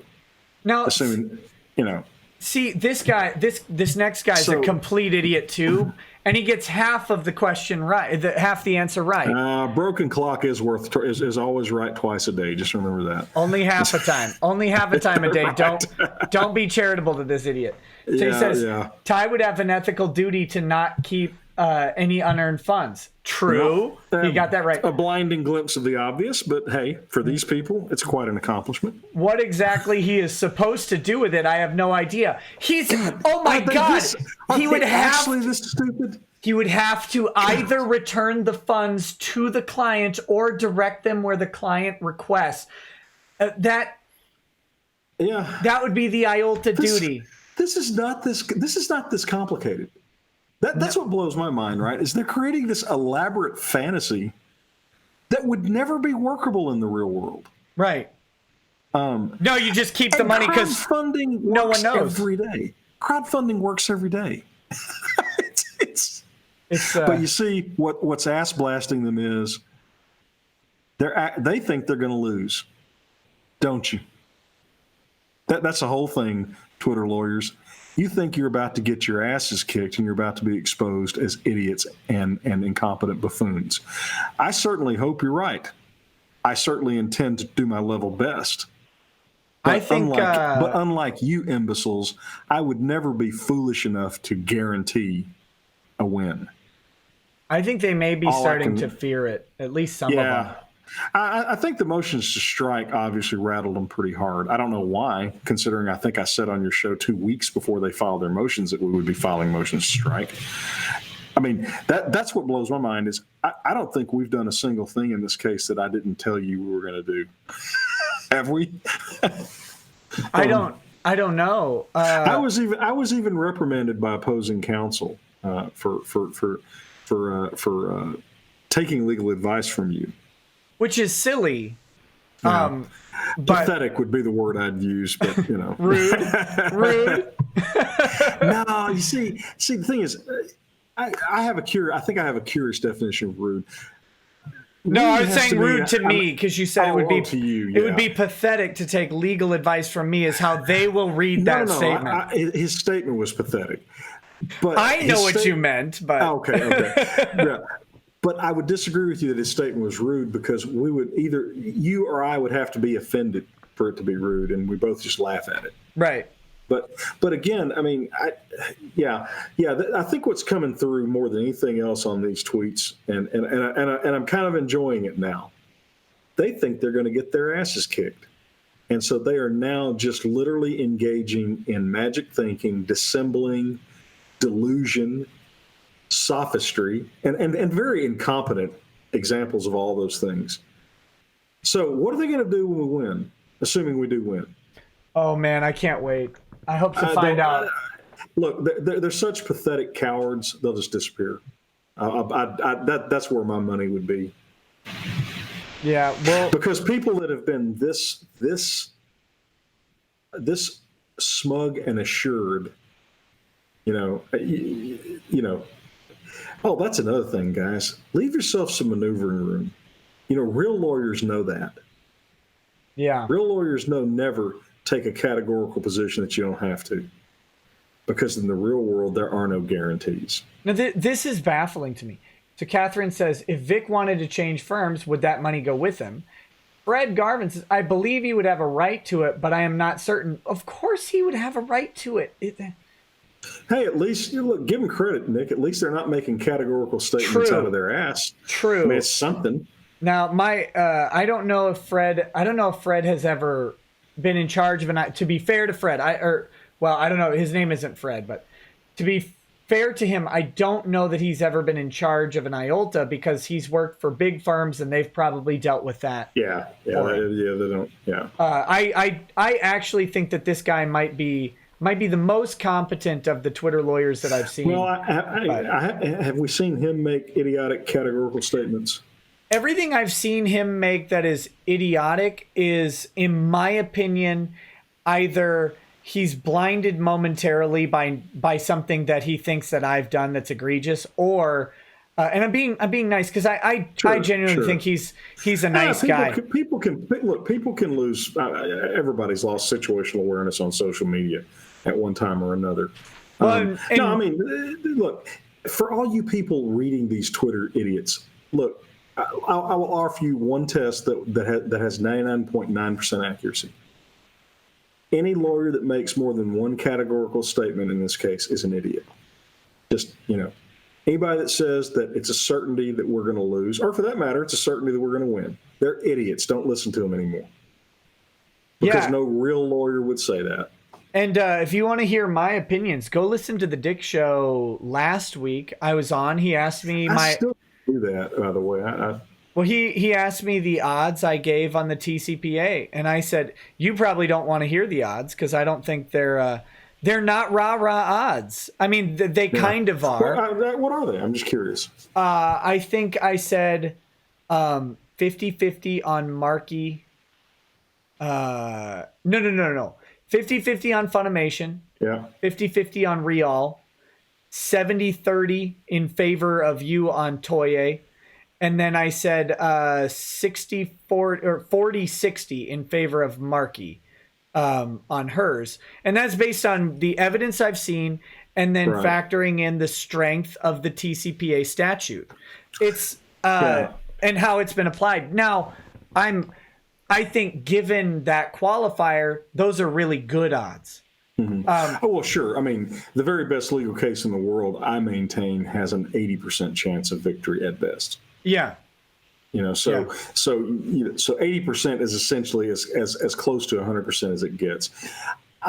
Those are not unreasonable projections, although Now, I think with what I know, I mean, say what I know now, having gone through the process of assembling our evidence and getting it into final shape, put in that, I think we have a better than certainly Toy's the easiest because you got 200 and something defamatory tweets. I mean, that's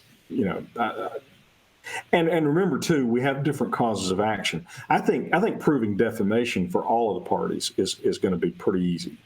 I mean, as you know, because one of the things that these Twitter idiots don't get is, guys, defamation, a true statement can be defamatory. The definition of defamation has nothing to do with truth. Truth is a defense. So if I call someone a pedophile, even if it's true, that statement is defamatory. It's just that if I can establish that it's truthful, I'm not going to, I've successfully asserted defense. So I don't think there's any way. I mean, well, first of all, accusing someone of being a sexual predator is defamation per se. Okay. Right. So they're defamatory. Can't really see a scenario where we'd lose on defamation for all three of them. Funimation, I guess, is probably the weakest because we're obviously having to imply meaning. But yeah, Texas has a substantial meaning or the gist test. But remember, remember, we're talking about a prima facie case here. Right. That now see. So that's. But my point in all this was that, and now this was, of course. Yeah.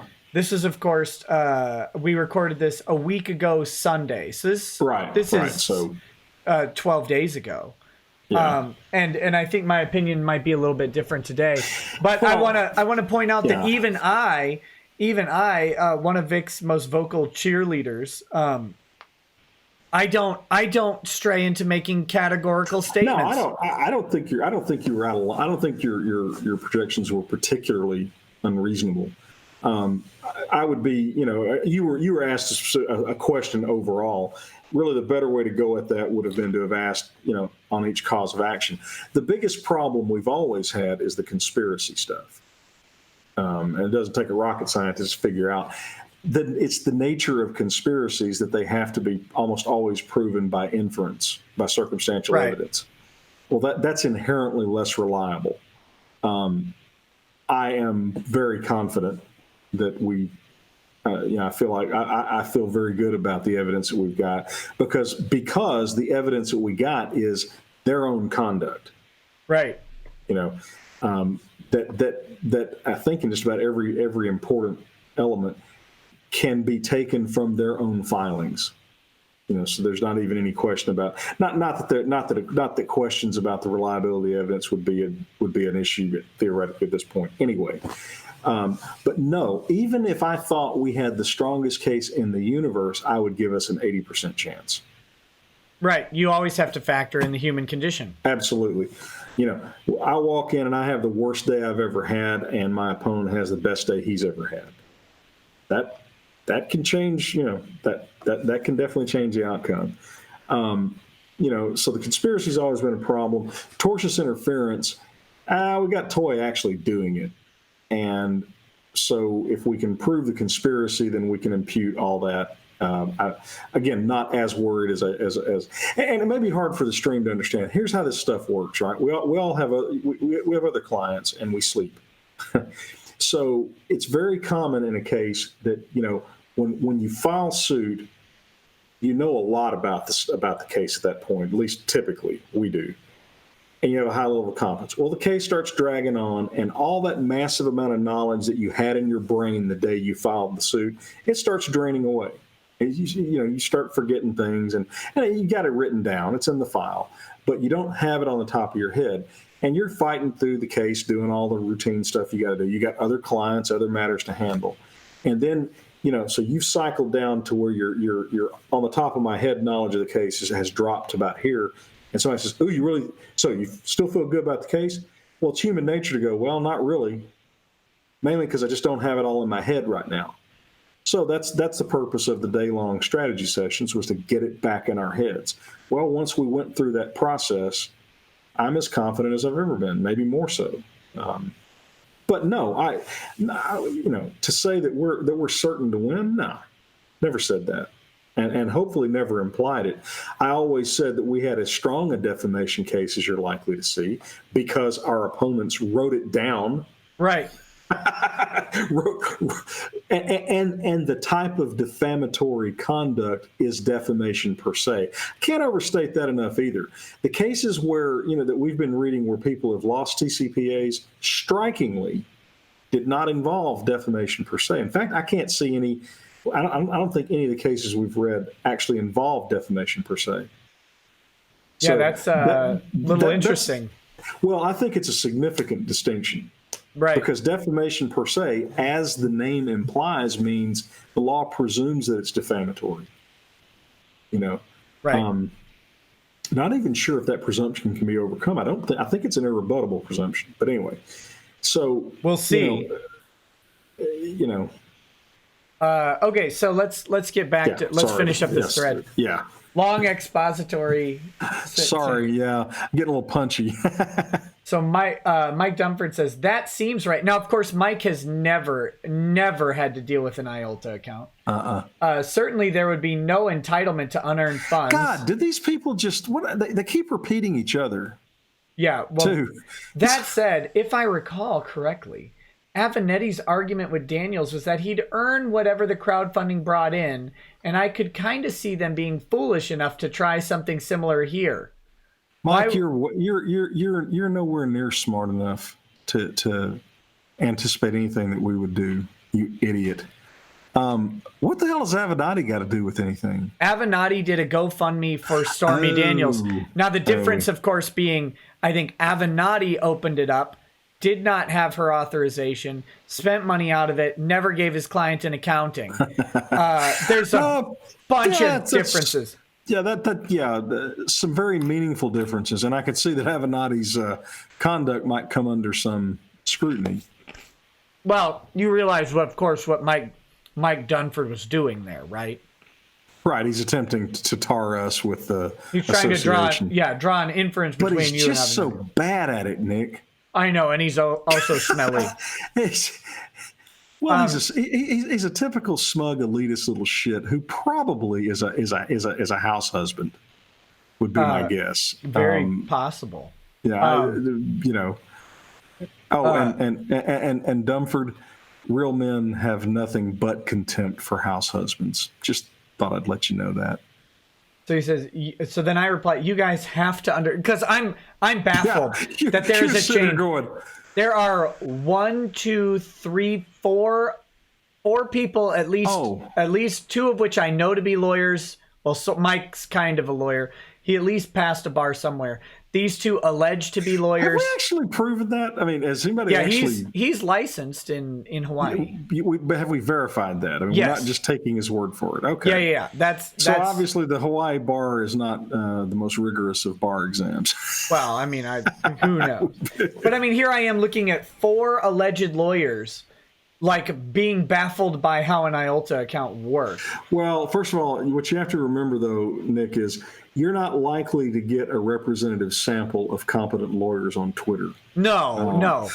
But I mean, these are people literally who don't practice law, because if they did, they wouldn't have time to do this. So I'm like, you guys have to understand that they hold the funds for a client in trust.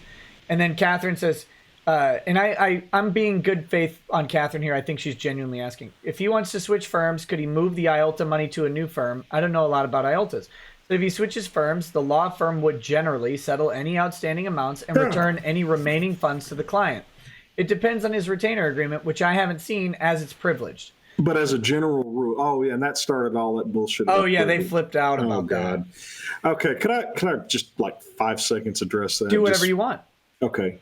Hey, morons. Here's the thing. It's not privileged, generally speaking, your billings and your agreement with your clients.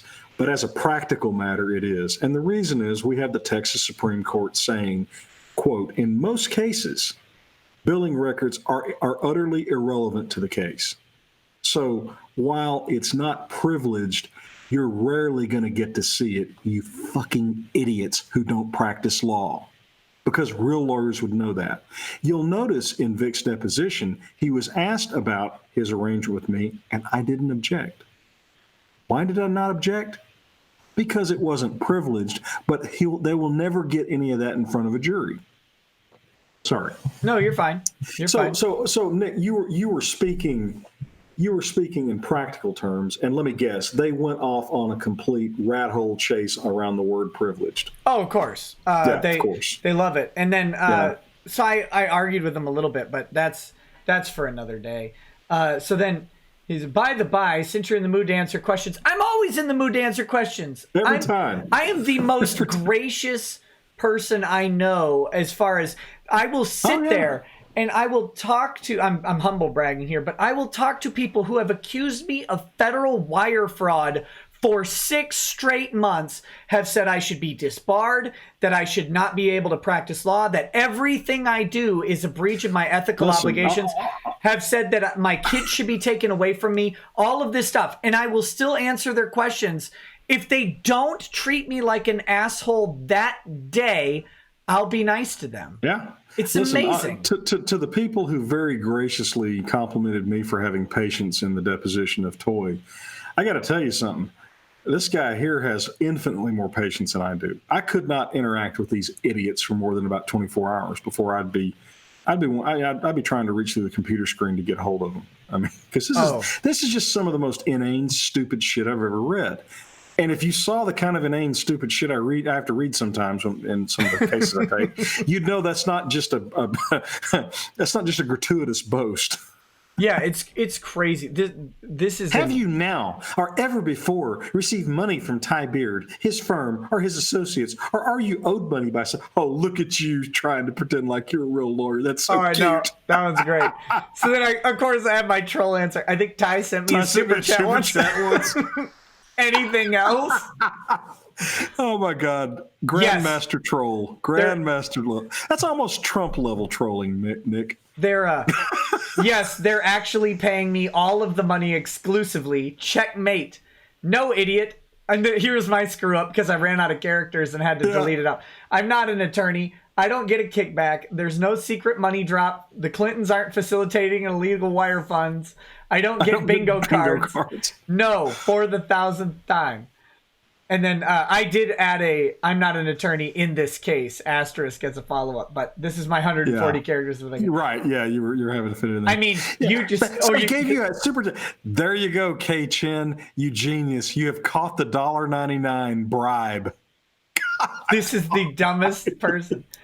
Was it before or after your referral? Is he the dumbest person, but he is dumb, yeah. Was it before or after your referral? Are you serious? You are, aren't you? My mind is... Even you're sitting there going, okay. My mind is nuked. I am... My mind is the what should we call it? The Mariana Islands right now. I have no idea. Oh, this is easy to prove us all idiots. So let us see the agreements you have with Vicky. There are no agreements, you fucking idiot. God. And then Joe, this guy, Joe and Raleigh, who's I believe this is a personal friend of T. Greg, says, to be honest, he'd be a bigger idiot for doing that. Not that that's held him back before. There isn't an agreement. I've stated it publicly over and over and over. I've just said it. It can't be. There's no amount of saying it that'll work. But Nick, they want it to be so. Right. You know, and like a 2-year-old, like let's be honest, a special needs 2-year-old.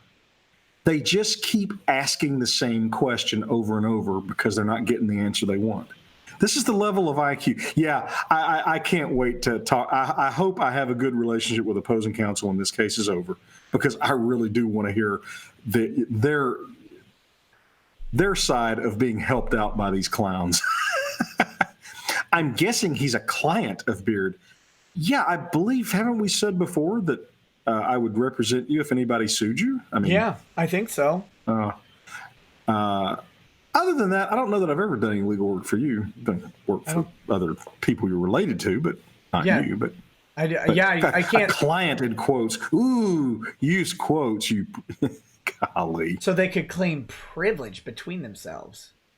But that would cause some problems if Nick is the conduit for the GoFundMe money. No, it wouldn't actually. Wouldn't cause any problems at all. But Which is probably why he's so worked up today. Probably why he's so worked up today. I think I do a better. Martin than you do. Yeah, yours is way better. I was just trying to get you all rolling here. Yeah.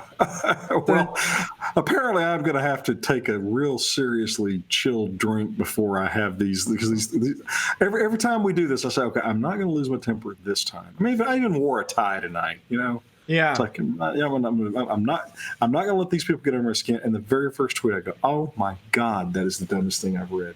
These people. That's only because it's the dumbest thing that you could read at that point in time. Again, I am utterly appalled that we could have people this fucking stupid in our profession. I really, look, I never deluded myself into thinking that all lawyers are geniuses or anything like that. But I figured you had to at least be smarter than a bucket of dirt to get through law school. No. I am wrong. I just want to go ahead and bare my soul to the world and say, mea culpa, I am wrong. Always lead with your mistakes. That's my advice. Yep, that's right. That's right. Jack Daniels is not a bourbon. Yeah, that's right. That's right. I'm sorry, go ahead. I was about to say in 41 years of drinking Jack Daniels, but that would also have me admitting to things that I did as a minor that I shouldn't admit to, so we'll leave that on the side. I never knew that. I always thought it was a bourbon. Okay, I've got a couple super chats, and then I'll let you go because it's really late. Or I'll let you go or stay. But, actually, you know what? It's almost time for me to get up. So. Yeah, that's that's to your detriment. That's all right. Very silly of you. Asphyxiation says, Nick and Ty, what is your opinion of Dick's ingenious idea of replacing the Supreme Court's comfy chairs with Walmart chairs to force them to retire? Would it work? No. Also, Jameson is better than Jack Daniels. Ty, fight me, mate. No. What you got to understand is being Supreme Court justice is the apex of the profession for the most part. I mean, that is literally the best gig a judge can get. So you can't drive them from that job with a stick. Now, whether or not we should have octogenarian judges is another question. But Yeah, I love when they explain technology. It's worse than me doing. It's worse than you doing it. And it's worse than me doing it, which is Well, and I think that's one of the reasons why I don't want to blame the courts entirely, because boy, the legislature do such a great job of explaining it, don't they? Obviously, there are a number of aspects of our legal system that are in dire need of updating to take into account technological changes. Right. Yeah. Blaine 20 says, you two laugh, but law twits scare the hell out of me. Why is someone letting them anywhere near cases? Well, to be fair, no one is. We don't have much evidence to say that they are. I would say their conduct is overwhelming evidence that no sane client would trust them with their matter. I mean, would you? No. I wouldn't trust these people to open up a lemonade stand. I wouldn't hire any of them ever for anything. I wouldn't hire them to. God, I'm trying to think of a simple transaction. I wouldn't hire them to. Hire them to hold my credit card at Walmart. Listen, I would. That's an interesting point. I think if I were to offer just advice on picking a lawyer, search Twitter, see what your lawyer tweets. I'll give you a perspective on him right fast. I have one lawyer buddy, Matt Wilson, who tweets stuff, and he's funny. Very witty. Matt's great, and he's got a crazy case going right now. Yeah, I know. I'm gonna cover it on stream as soon as I get a chance. The one. He's got another one. I'm talking to him actually this morning. Hey, Matt, if you're watching the show, you shouldn't be up. But if I was considering hiring him, first of all, he's a good guy, he's a good lawyer. But even if I didn't know that, and I looked up his tweets, I would say, wow, this guy is funny. And he's got my appreciation of him would increase. If I looked any of these douchebags up, I'd be going, my God, are these adults? They sound like pissy little middle school. I would say middle school girls, but mean girls. They sound like middle school mean girls. Which is funny because they get mad at me when I'm mean, but Well, yeah. law Twitter has never not been mean. Like that's their whole thing is being drive-by mean girls. Yeah. Like you said. It's Well, crazy. and there's nothing more contemptible than being able to dish it out but not being able to take it. Oh right, yeah. That's utter worthlessness. CC Rhea says the argument about Stan Dolan's affidavit also happened with Kavanaugh. One of the Ford's witnesses was pressured to say she didn't remember the party instead of it didn't happen, as if that would save Ford's claims. Well, again, it's sophistry because you can't prove a negative. Right. You simply can't prove that something didn't happen. All you can prove is that you have no recollection of it happening and that you would have remembered. Almost as if someone helped Stan put that affidavit together a certain way to make that case. Wonder how that could have happened. Ron's transcriber says, quote, Ron, I am stealing from the GoFundMe. I have committed several federal crimes and Lemoyne is going to get me. Nick Rekieta. Dang it! No! They've Ravelan appropriated your identity, Nick. Ravelan 1 Bastards. says, how does the anti-Vic horde not understand this? We care about Vic. We saw the injustice. We gave to the GoFundMe on Right. purpose to help Vic. We, the donors, have that right. Quit insulting us. We stand with Vic. No, you absolutely do. There, if any, again, you think about these things when you're in a case like this. If any bar association attempted to shut that GoFundMe down, I would immediately go at them on free speech and First Amendment grounds, and they would lose. They would lose spectacularly. We don't give up our First Amendment rights, and nor do the donors. Just because you whiny, pissy little bitches don't like it. Sorry. God. Yeah, it's crazy. Maybe that's their scheme, Nick. They're going to cause me to have an aneurysm by acting like just whiny, pissy little bitches. Oh, And yeah. somehow they've roped you into the conspiracy, probably without your knowledge. Of course. Yeah. X more Ghost X says, if I am following this right, according to the Twits on Twitter, Nick is controlling 2019. So I have to say, come on, Nick, the year could be a little better. Can you Could we fix? have another Cowboys Super Bowl, Nick, please? No. Can you fix this, Nick, sooner than later? Cheers. I think this year's got some high points. Jeffrey Epstein, a known pedophile, has decided to pet off himself and his. Well, I don't know if you saw my quote on Facebook, but at some point we're going to find out that his corpse cremated itself when no one was looking.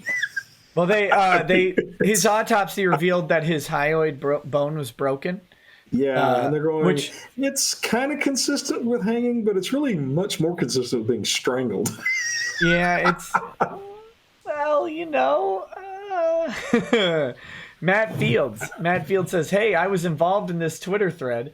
I still think you deserve quadruple the super chats for dealing with these unwrangled spazoids. Time's really let loose tonight. Great fun, guys." Well, sorry, those idiots bring out the worst in me. They really do. I've struggled. I've never suffered fools gladly, and as I get older, I'm less willing and able to do that. I do apologize if anyone's offended. Mr. Deco says, just donated to Vic's GoFundMe. Vic is a great guy, and I believe in innocent until proven guilty. Go get him, Ty.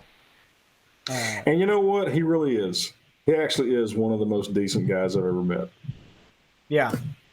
I mean, you've met him too, Nick. I mean, I don't know what your opinions are, but I mean, the idea that he would intentionally and knowingly hurt somebody, it's just not consistent with how he acts.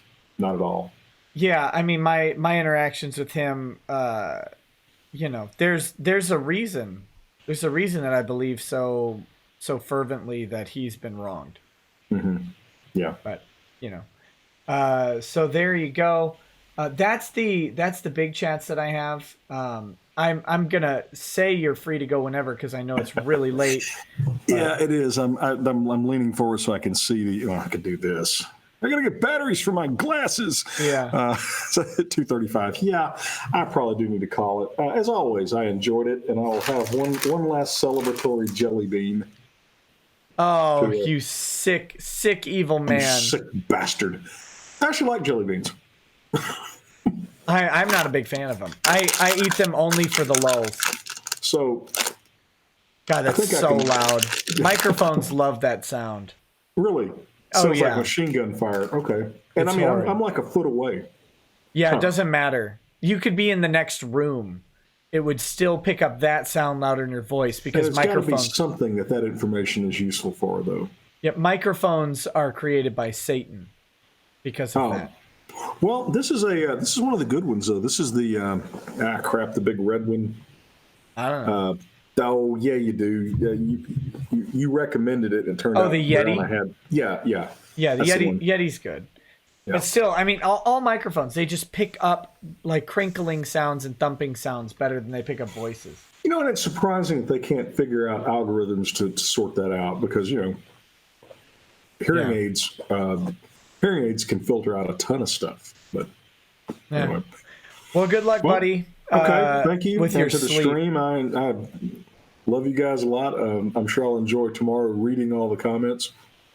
That is the greatest thing about being on your show is I'll watch it, and I really don't like the sound of my own voice, so I'll turn it down. But I'll just read the streams, and they're hysterical. Oh, the chat's the best. They're hilarious. Yeah. All right, man. Well, listen, you have a good one too, and I'm sure we'll be talking. Yeah. And get me another set of good. Listen, I will give you this: the quality of dumbassery this week much better than last week. Oh yeah. I was able to devote a little more time to it this week, and we didn't have the ethics complaint to kind of overshadow everything. So. Well, that's true too. Yeah. Last week it was just kind of lame. These were equally lame, but they were lame in a particularly infuriating way. So, I consider that to be a higher quality. All righty. Well, I enjoyed it, and you have a good evening, sir.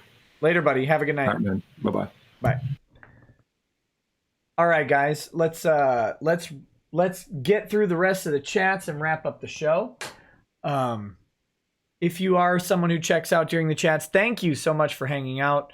Ty and I are probably going to do several more of these. Well, several more. Oh, I can get rid of that.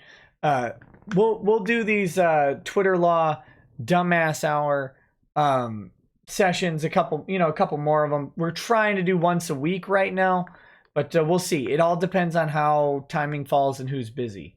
But if you are piecing out for the rest of the stream, thank you for watching, and I'll see you. I don't know if I'm doing a show tomorrow. Tomorrow is the beginning of Road Rage Minneapolis, which the show takes place on Saturday, but the party starts tomorrow. So I don't know. Now I might go live briefly if I've got someone fun to talk to live in person or something. I'm playing it by ear on that, but stay tuned to Twitter and you'll find out what's going on there. Otherwise, the next show will be on Sunday night. Sunday night, I will do a show because I'm planning on not doing one on Friday, and because I didn't do one on Tuesday. We'll have a show on Sunday night either way. And that will be with Heath. The topic will be who's the guy in the GoFundMe. Thank you. I saw some people contributed to it. And please do check the description. Just read it. But if you want to wait till Sunday and meet Heath and check out the GoFundMe at that time, please do so. We're going to talk about something good. We'll have a good subject. He's a great guy, one of my favorite conversation partners. It'll be a very different stream than normal, I'm guessing because we tend to talk through some pretty interesting topics or heavy topics. So we'll see where we go. But all right, guys, let me get through these super chats and then we'll make it a night. 2012 James. Oh wait, no. I'm going to start with the Justice chats. What am I doing? Hated 7 Days to Die says, my con sloth mask is gone. Dark times are ahead of us. S Cyber Taz says, Christopher Lee made a metal album, A Heavy Metal Christmas, when a British legend who played a Sith, fallen wizard, and freaking Dracula sings metal. Anyone can. Ramsey Music says, Trump was describing groupies. Tommy Lee was so offended. Has he even seen his own movie, The Dirt? So much worse depictions of groupies. Both were correct, though. Con sluts, ? Anime Moon says, just so Ron has to read this in the transcript, Monica Rial's character Anna from Shimonetta puts her love nectar into nookie cookies for her beau. How much do you wish that Monica gave you her nookie cookies, Ron? You can tell the court. Hated 7 Days to Die says, I'm very late to the party. Hope everyone enjoys their Friday morning. Anonymous, thank you for the mask. Gary Busey says, your worst nightmare, butthorn. Attaboy. Bulletproof. Michael says, the person having to make transcripts when dealing with Ron Soye. Michael says, when the evidence against Vic stinks so bad that you need to pull out the plague doctor mask. Oh, he was doing masks at the time of these. Sorry. Hated 7 Days to Die says, I know you guys don't really don't do the empty bottle return.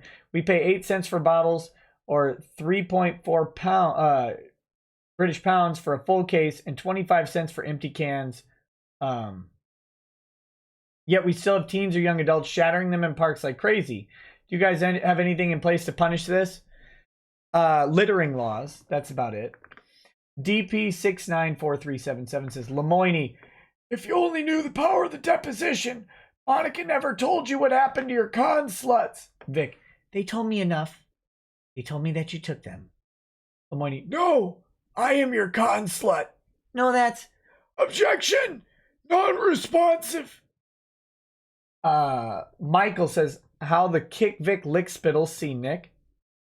TLJ Screwjob says, so the Kiwis were talking about how Ty would need to wait until the TCPA to ask Pull to verify that brain damaged person, or if asking failed to subpoena Pull. So until that happens, this can't help Ty/Vic, right? Unless the amended answer allows this.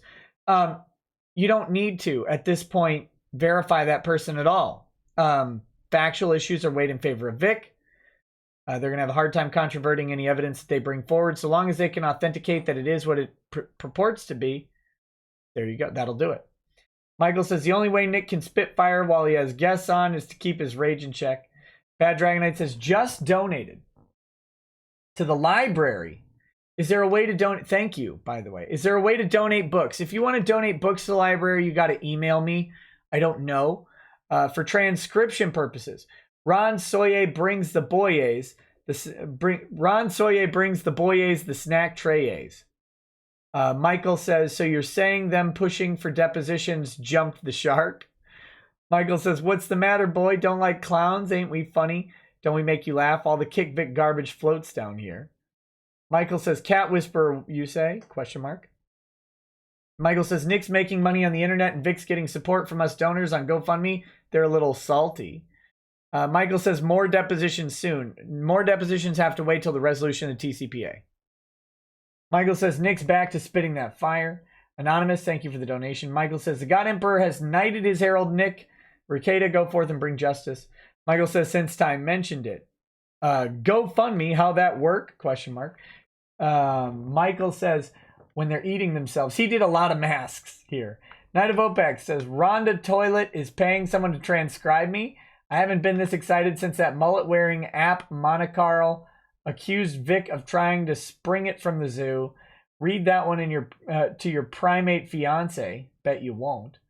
Michael says, are you aware of any other GoFundMe that is set up to sue anyone for sexual harassment? No, I'm not. Michael says, legal maths and calculations. Fluffy Side Up says, hey, Nick, just want to say sorry if any of my chats have been weird. Oh, well, weird chats are what we do here. You're fine. Also, I'd love to get a few drinks with you at Bubba Fest. Come find me. Come find me. And lastly, Ty, have you heard of Malifaux? I'm looking at sending you you guys some gifts I hope you'll enjoy. Bad Dragonite says, Matt Wilson has less than 9,000 tweets altogether. Are we sure he's actually a real lawyer then? My name is Nick Rekieta, and I'm the puppet master behind everything. I even convinced Monica and Ron to defame Vic. All part of the plan. True facts. True facts. Okay. I got to make sure there's nothing. Oh, Freighter J says, hypothetical law school type question. I've heard you cannot defame the dead. If I made statements that would be defamatory against a man who was assumed dead, but was later found to still be alive, is that defamation? Not if you didn't know he was alive. That would be really tough. Good luck on that one. I'm guessing you're talking about Epstein. Okay. 2012 Jameson. For Ty, have video that has Marky saying VAs are not public figures. As to whispering in young girls' ears, ask Vic about the coffee line. I have more stuff. Ian Mickle, thank you for the donation. We've got Gumi says, Nick, make that objection to form mug happen. Okay, I'll do that. Jay says, any later and it's Rainbow Coalition to the end. Christine Hanspolas says, where can we send tweets Ty might be able to use for round 2? You two are amazing. You technically can still mail rekietalaw@gmail.com.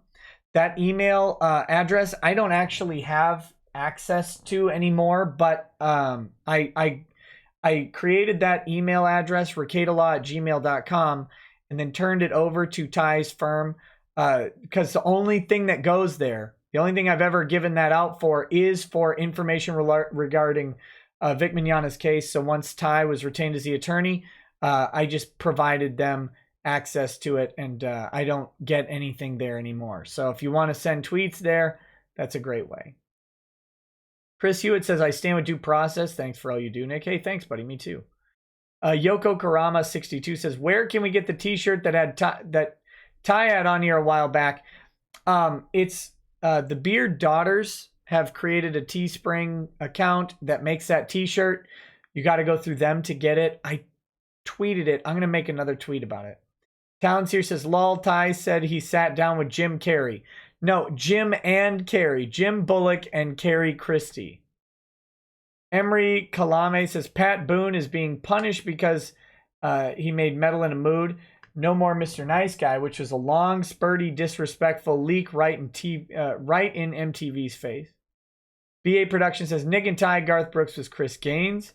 Emery Kalame said, Richard Cheese's Lounge Vegas Jazz version of Gin and Juice is way better than Snoop Dogg's. 2012 Jameson says, I found Jamie Markey saying voice actors, not public figures. John Albert says, Ty, can you believe Nick donates to charity? Outrage. I know, that's amazing. Corollas Rex 1708 says, Ty, I've asked Nick about this, but what are the possibilities for Mars Girl's deposition? And pride is a sin. Be humble, Nick. Oh, I was just making a joke about Mike Miller's tweet. That's all. It was just a harmless joke. Since Ty would not have the context for it, that was the whole purpose. I am humble. I'm the most humble person you've ever met. I actually am very proud of my humbleness. Boz Comic says, Baka means idiot in Japanese. Not a hentai thing, boomer. Oh, it's always a hentai thing. It was a reference to a trope called tsundere, a character who acts mean to hide affection. Listen, just like it's never Rico, it's always hentai. RA says, Ty, you should Google Ryan Dawson's work on Epstein. Excuse me. Airdro says, thoughts on how this VIX situation will have on the corporate and entertainment business industry / Me Too. First super chat, love your style, keep it up. Hey, thanks for the first super chat. I think it's going to have a big impact in the anime industry. I don't know how far it goes beyond that. But even this lawsuit will have ripples that we won't even know about until long after it's done. And I think some of those ripples are the termination of several Funimation employees and contractors. God King Alexander says, so I got into a spat with my dad, boys will be boys, and got slapped with a DV violation and was thus stripped of my right to own a firearm. Can I overturn it as unconstitutional? You have to beat the charge. Or you have to get it expunged and then ask permission after expungement.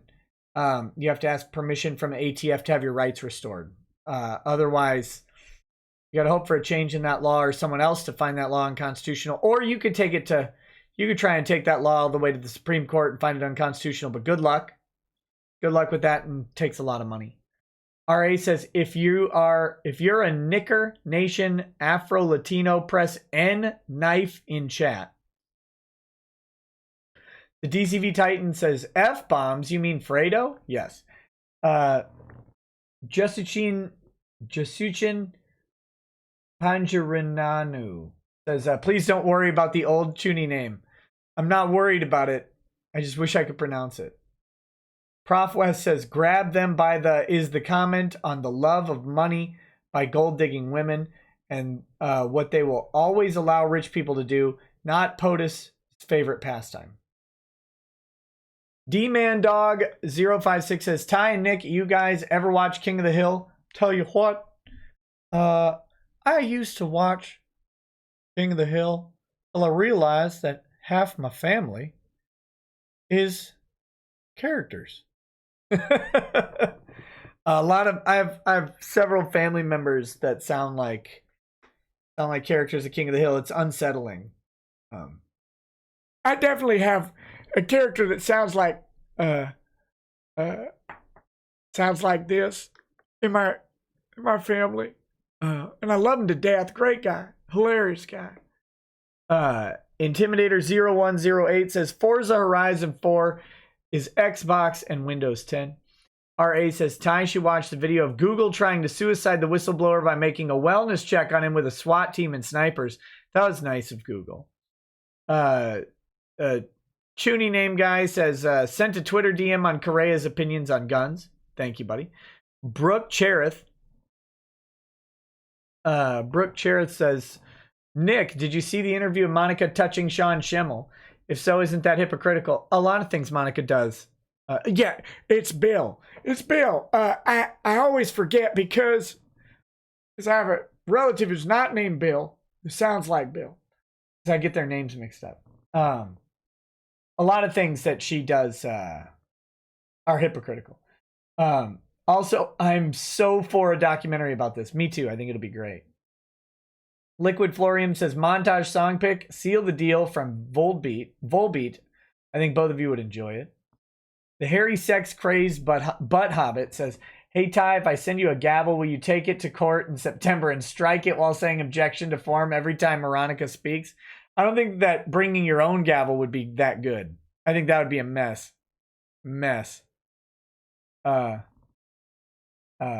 says, Ty, I don't know if you want to watch anime, but check out Attack on Titan. It's the most base and red-pilled show anywhere, not just an anime. Don't watch the dub. Ragi Top Otaku says, where precisely did you get the stone cup I want? I got this in Chattanooga, Tennessee at Lookout Mountain. They have them there. They're like $8. They're not expensive. They're cool. Chattanooga, Tennessee, Lookout Mountain, right there in the gift shop. Zario JPN says, beard up past his bedtime. Lost the case again, Nick. Always. Shan Ryder says, you should watch The Master of Disguise. No one important says, in today's news, faulty witness testimony from main KickVic source and Funimation blacklist.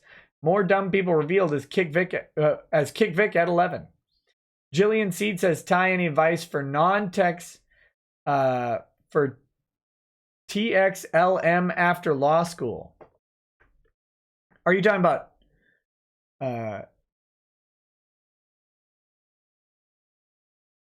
Texas LM after law school?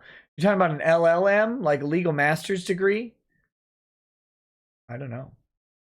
Austin Heartless says, to Ron's transcribers, does Ron bring you a snack tray? QC says, for Ty, why do you think Casey kept objecting? What do you think is his angle, deposition, and in court? You're just preserving the objection, that's all. Intimidator says, have a good night, everyone. I need to get to bed. Hey, good night, buddy. Nathan Kish, thank you. Dragon Fist 900 says, did you hear about the Han Leia's misunderstanding? Yes, absolutely. RA says, you guys should tell this journo, don't worry so much about money. Worry if people decide to do something else with reporters. I don't want to tell a journalist that. I'll tell him to learn to code. Sevik says, as a layman, where can I start reading to start learning about the legal system? The core basics, I guess. I don't know, man. I never learned how to do it as a layman. That's a good question. You could start here. You could start here at my show. No, actually, I think if you really want to, you could find Harvard law classes and lectures and stuff like that online. But finding the basics is a tough thing. I don't know where you'd find them. Zyver Warrior says, if you think Dunford is bad, wait till he can teach. God, no. Dunford is allegedly going for his PhD in copyright law. And my buddy, who's a copyright attorney, came in and just absolutely annihilated him with the whole practical aspect of practicing copyright law. It was great. Kakalotu Zaru says, hey there, Nick. I'm finally in my hometown, and I crack open a glass of Johnny Walker Black, but sadly it's too early for me, 8 a.m., so cheers spiritually. Hey, buddy. Cheers back. Fighting Slug says, if Ron did sue, it would be hilarious how much he would be able to recall in a deposition. Robert H. says, Ron Soye loves to prep and service the bull.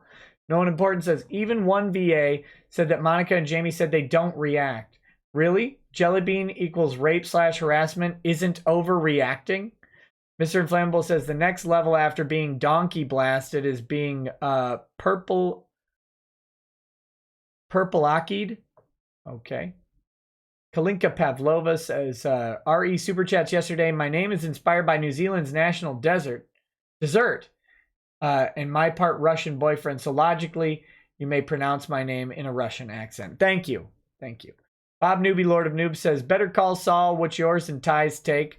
Never watched it. I need to. I have, my family sends me the seasons as Christmas gifts, and I haven't watched them. Kidda says, next step up, rectally ravaged. I like that one. I liked rectally ravaged. Blaine 20 says, attention BHBH partners and staff. Nick has lost us a Vic Mignogna case once again. Once a day, at least. The Texan 83 says, Pavlova is disgusting. Haven't had one I liked in the 15 years I've been down here. Zypher Warrior says, Lady Rackets also talked about your generosity. Did she? Oh, that was nice of her. Zypher Warrior says, even if Vic had involvement, it wouldn't matter. That's true, but he doesn't. Asia Frazier says, is the judge aware that they tried to dox a third party, that crap they pulled with you? I don't think so. Also, did Ty say he was discussing the case with Jim Carrey? No, Jim Bullock and Carrie Christie. Two different people. Where are we? Name says, Ron Soye is such a cook. He literally pays other men to watch his fiance get proverbially F-U-C-C-E-D live on stream. Iz Ailson says, if Vic fired Ty, clearly the GoFundMe money would go to Toye to buy a new snack tray. No one important says 40-60. Darn, I really wanted Markey to get fired. I think Markey and Rial are getting fired when the case is over. I think that seems likely. Especially if Sony has anything to say about how they've conducted themselves, they'll fire them. And according to what Funimation put out about their harassment policy on social media, that they don't condone it, they probably are going to be fired. They're just not going to do it because it would look really bad for them to fire them mid-case.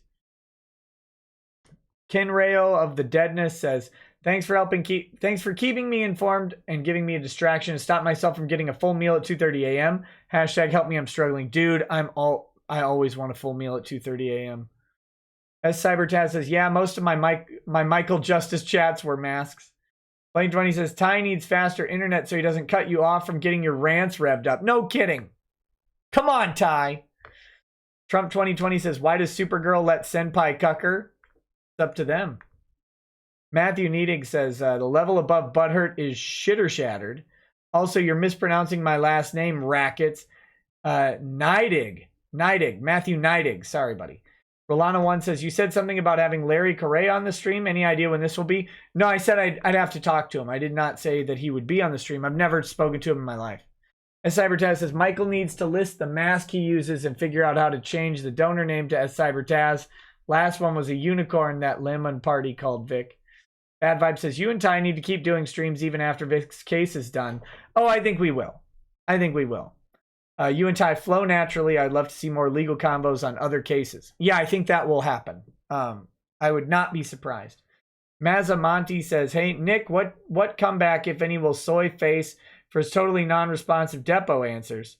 I know that some will come back to bite him. He was disrespectful.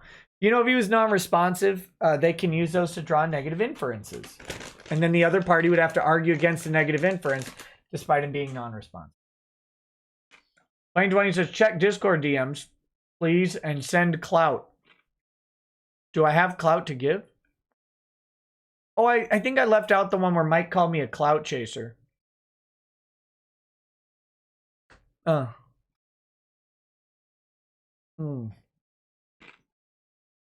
we go?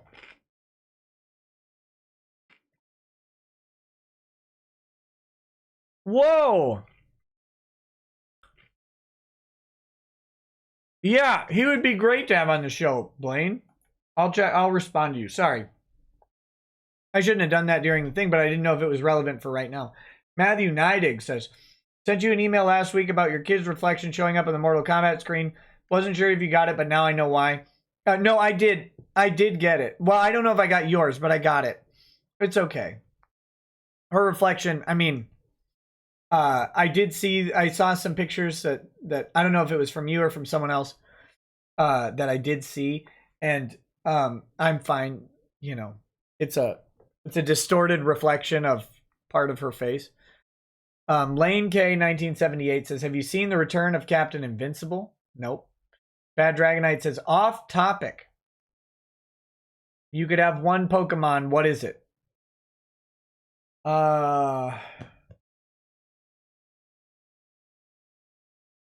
Psyduck. That guy's hilarious. As Cybertaz says, "Can't tell journos learn to code. It's their Fredo." Bad Dragonite says, "All anime is hentai. You can't change Nick's mind." True. Kalinka Pavlova says, "Texan83, I forgive you for blasphemy against Pavs." There you go, guys. That's what I've got for you today. Thanks for the great show. Yeah, thanks for the great show tonight. Hope you guys enjoyed Ty. I will be going live on Twitch in a few minutes after I go to the bathroom. I'll start the Twitch stream like I always do. I'll start it up right away. And then I'm going to go talk to the cuck and get some snacks. And then I'll bring those back and we'll start the Twitch show up. Probably just, I'm going to do some more Risk of Rain for now. Just because I'm having too much fun playing that stupid game. But I am not doing spicy peppers tonight because my stomach is needs a break from that. I'm not doing spicy peppers tonight, but if you want to come hang out, come hang out. So there you go. All right, guys. Thanks for hanging out tonight. Let's get that Whiskey Lawyer song up, huh? Let's get that lawyer song. Here we go. The Whiskey Drinking Lawyer by My Room Records. Great guy. Come hang out with me on Twitch for an hour or two, and we'll have a fun time. Otherwise, I will see you Sunday, if not tomorrow. Keep an eye on Twitter. I'll announce it there. Or keep an eye on your notifications that sometimes YouTube decides not to send you. All right, guys. Have a good night. Peace. Peace.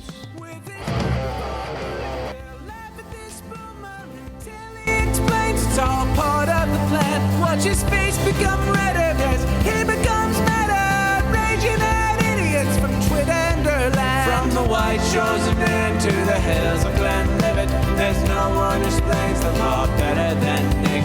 So pour out a glass for the ones who have passed to make the law what we have now. Oh, his lady is fair, and she handles herself with the grace of one who has borne many children. As the wife of a lawman, she makes sure that he has the time and the place to provide for them there. So pour out an art bag, a bow, more a love rug. The spirits flow as the ones who get unemployed. So pour out a glass for the tea post on Twitter as we hear lawsplaining tonight. From the white shores of Nan to the hills of Glenlivet, there's no one who explains the law better than Nick. So pour out a glass for the ones who have passed to make the law what we have now. Oh, the guests are all planet folks from Doug T to Drexel. They bring their perspective and spice to the mix. But the reason we're here and the one that we cheer is the one who is showcasing us his career.